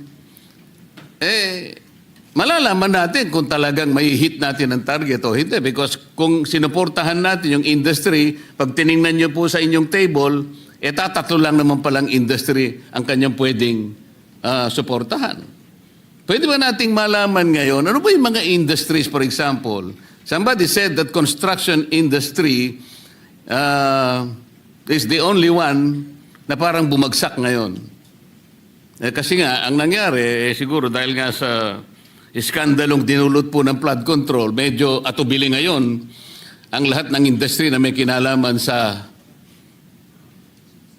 public and private construction. Pati construction activities might be delayed, pati procurement. So, pati ang mamumuhunan dyan, ilan po ang mga industries na affected kung bumagsak ang isang industry kagaya ng construction industry? Ito po kasi yung dapat nating makita eh. Imbes na pinag-uusapan po natin ay kung ano-ano, wala naman po kaming nakikita kung saan papunta po yung perang ilalagay at ilang industry ang maapektuhan. And that industry will be able to capacitate or even influence the growth of another and vice versa. Wala po kaming ganong idea. And no one even presented para sa aming kaalaman, kahit na po siguro in general terms, para makikita po natin, and even in the matter of deciding where to invest our finite resources, the Senate will be guided, Mr. President. Tama ho kayo, Mr. President. Itong nangyayari ho sa ating ekonomiya, lalo na yung pagbagal po at 4%, isang dahilan ho dyan ay yung construction industry. Nabanggit ko nga ho kanina. At marami ho itong kasing konektadong industriya. For example po, mga hardware, delivery trucks, yung mga nagtatrabaho po sa mga delivery trucks, yung mga nagtatrabaho po sa hardware, of course, yung gumagawa ng bakal, gumagawa ng semento, gumagawa ng kahoy, gumagawa ng pako. Marami pong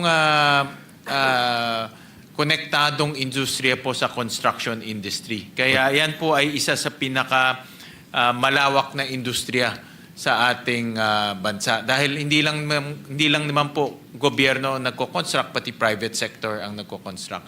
Pero Mr. President, Senator Marcoleta, DepDev can submit to you a much more comprehensive study on the effects of the slowdown of the construction industry para ho talagang komprehensibo po yung ibibigay na report. Wala naman po akong particular interest. Kung baga nagamit ko lamang pong halimbawa because somebody said na medyo naapektuhan po nga yung construction industry. Pero maganda ho pag-aralan to dahil ho talagang kung magiging ganito pa in the next quarter, makikita ho natin pagbagal ng ekonomiya. Siguro po, kayo po, Mr. President, Chairman, ay mas karapat-dapat na makatanggap niyan sapagkat malawak po ang inyong responsibilidad sa inyo pong balikat nakasalalay ngayon ang paglalatag ng ating 2026 budget. Napakalaking bagay po yan. It is a very important reference and input for you to consider, Mr. President.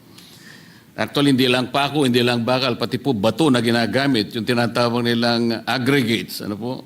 Merong riverbed, merong minimina sa bundok na kung tawagin, may kanya-kanyang sizes pa yun, Mr. President. Meron G1, meron 3/4, merong 3/8, maliban pa yung Porac sand na kinukuha sa Porac, Pampanga, yung mga tailings, lahat ng ito Dikit-dikit po yan kasi. Kaya po kung walang maliwanag na larawan kung paano ang bawat industry ay nagkakaroon ng epekto sa bawat isa, kung paano ang isa ay naiimpluwensya ng bawat isa, medyo parang hindi namin masundan kung paano talaga natin makukuha yung minimithi nating mga targets upang sa ganun ay matustusan natin ang napakalaking budget na nailatag ng ating pamahalaan. Kaya po, medyo may konting duda lang po, Mr. President, kasi po may mga taong kinikilala naman sa ating lipunan, lalo po yung nasa business sector. Halimbawa po yung PCCI, the Philippine Chamber of Commerce and Industry, yung kanilang president na si Enonina Mangyo, sinabi po niya na anemic po talaga yung 4% GDP growth eh. At sabi niya, it's a wake-up call and reflects the challenges confronting key sectors of our economy. Ito po kanya ay, is this the weakest output since the 3.8% contraction of the economy na inapektuhan po ng pandemic. Sinabi pa po niya, Mr. President, MSMEs continue to struggle with high cost and limited access to financing. Manufacturers face rising production costs and logistical constraints. And our agriculture sector still needs stronger support to improve productivity. Ito po yung kanilang mga saloobin at mga pangamba. Yun naman pong chair ng Federation of Philippine Industry, Elizabeth Lee, noted that the Philippines has been grappling with investors' risk aversion. Ito yung problema po eh. People are spending less as prices bite and confidence dips. So hindi lamang po kami na nandito, tayong lahat na nandito sa Senado, Mr. President, kundi mga kinikilalang mga figura, mga industry captains ang nagpapahayag po ng pangamba kung saan patungo po ang ating ekonomiya. Si Alfred Panlilio po, na presidente ng Management Association of the Philippines. This is definitely very concerning, sabi po niya. He was referring to the 4% growth na talagang ikinabigla nating lahat. Ang sabi pa po niya, in my view, it is all about confidence in the country with all these corruption issues coming out. Mr. President, pati ang European Chamber of Commerce of the Philippines, ang sabi niya, as a consumption-driven economy, we see the recent crackdown in corruption as a contributor to slower than normal growth due to cancellation of government projects. Ito po yung sinasabi natin kanina, dahil nga po sa maanumalyang pagpapatupad ng flood control projects, ay talaga pong naging negatibo ang pananaw ng napakaraming leaders ng ating industriya. Mr. President.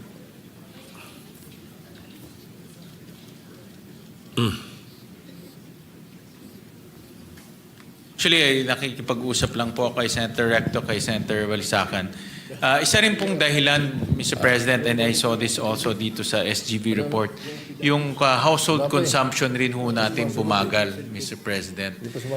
Bumagal dahil sa kumpiyansa ng tao, dahil rin sa mga bagyo na nararanasan ho natin.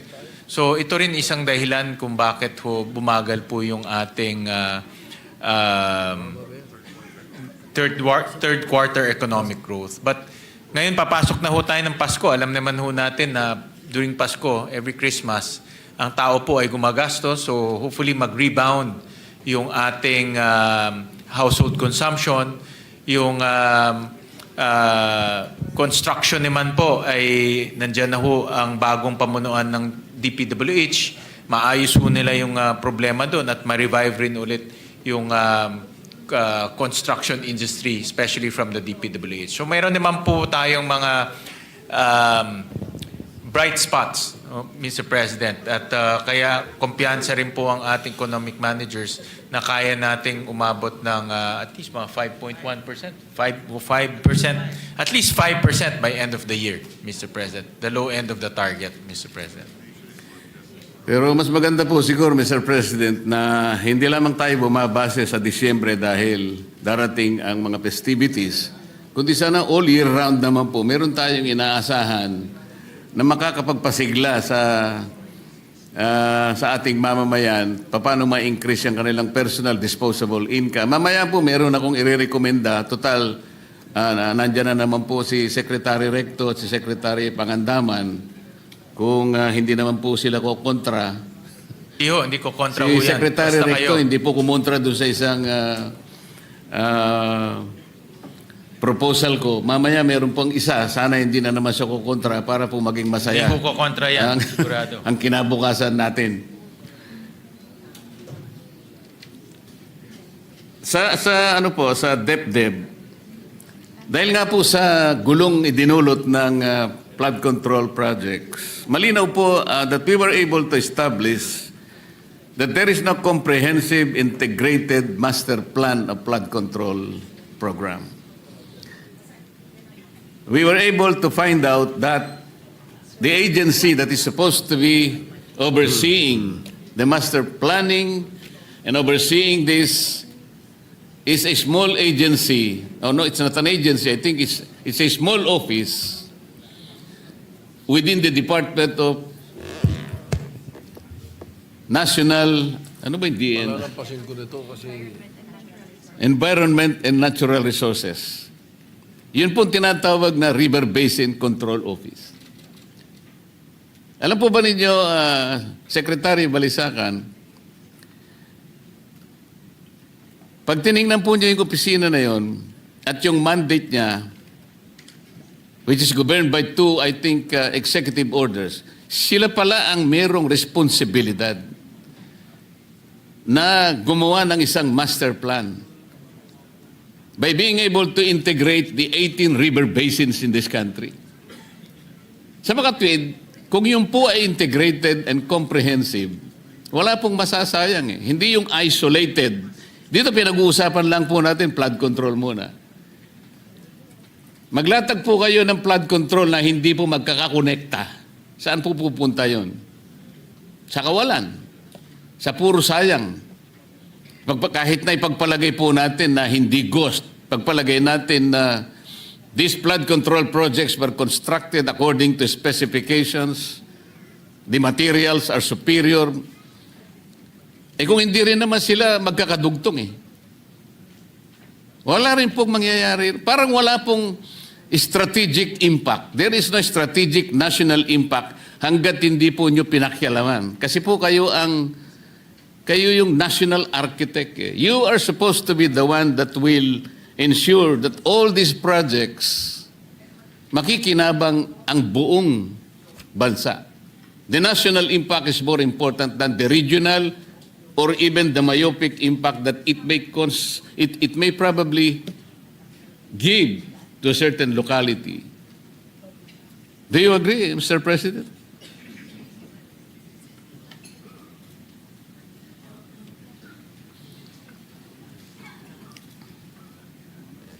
Yeah.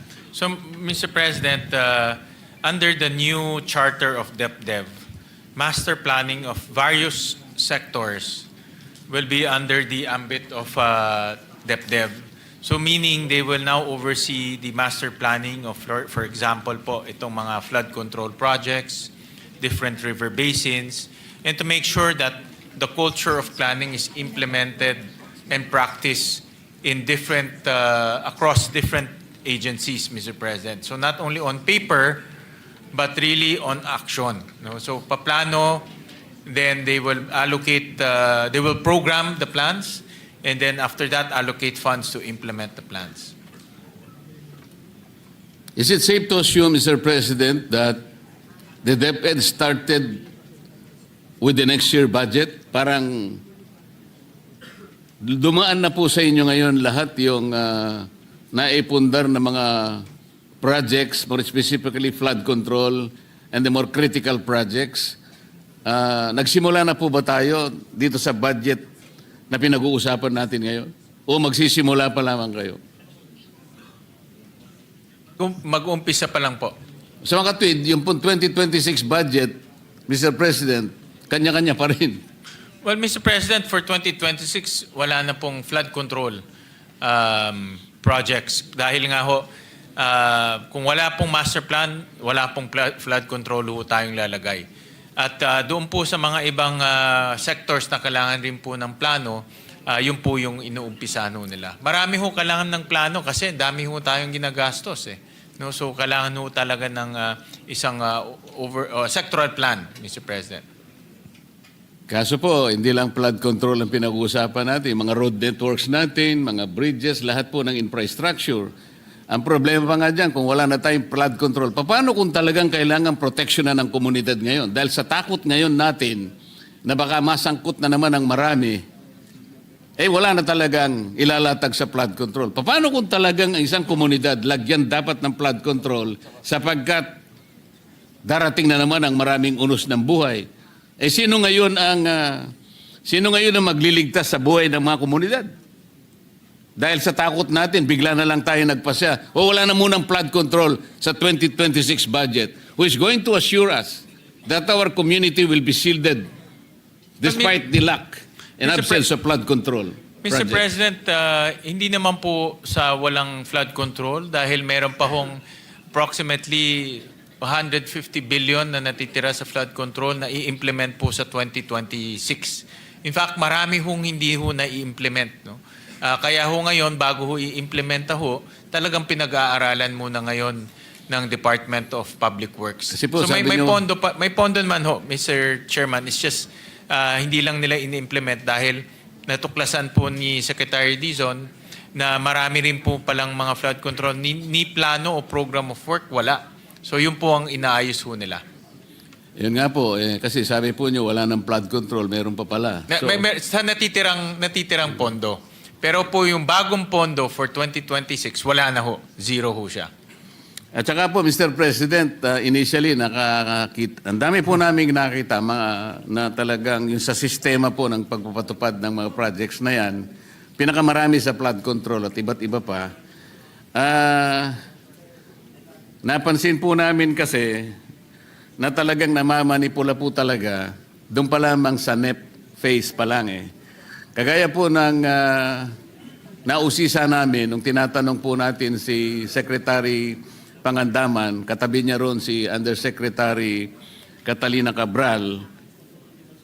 Napansin ko po kasi na yung ibang expenditures, for example, ng DPWH, yung pong tinatawag nating STOs, at saka lalong-lalo na yung PAPs, Madam Secretary, talagang there is a determined effort na yung ceilings na nilagay po ng DBM sa NEP, talagang binabawasan nila eh.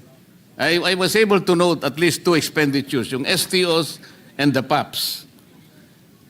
Meron pa nga pong isang taon doon 2025, yung nilagay po ninyong ceiling, inalis nila, ginawa nilang zero sa GAA. Ang medyo napansin ko rin po ron, sinulatan niyo po sila eh. And in that letter, sabi ninyo, we repeatedly remind you that please strictly adhere to the ceilings established by us kasi pinag-aralan namin ito eh. But they continuously, binabawasan talaga at lumilitaw po, nakita natin kung saan nila nilalagay. Doon sa convergence projects, these are the modern pork barrel. Meron silang SSP, meron silang CCSP, may SDM4, may BIP, lahat-lahat. Maliban pa sa convergence projects na ina-undertake ng iba't ibang mga ehensya, katulad ng Roll-It, katulad ng TICAS, blah, blah, blah. Dito po na ilalagay, dito na isi-switch yung nakukuha, nare-reduce doon sa mga NEP na nilagay ninyo, na ilalatag nila sa ibang ano. Ito yung sistema po na dapat ay nakita nating lahat. Yun pong Maharlika Investment Fund, Mr. President, ito po ay pinag-isipan at nais sa batas 2 taon na nakararaan. Are the promises of the Maharlika Investment Fund fulfilled, Mr. President?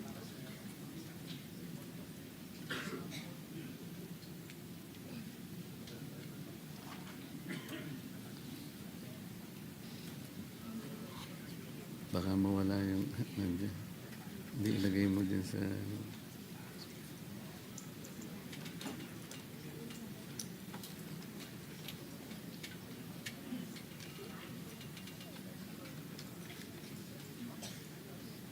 Nasaan yung binigay niyo sa... Ito.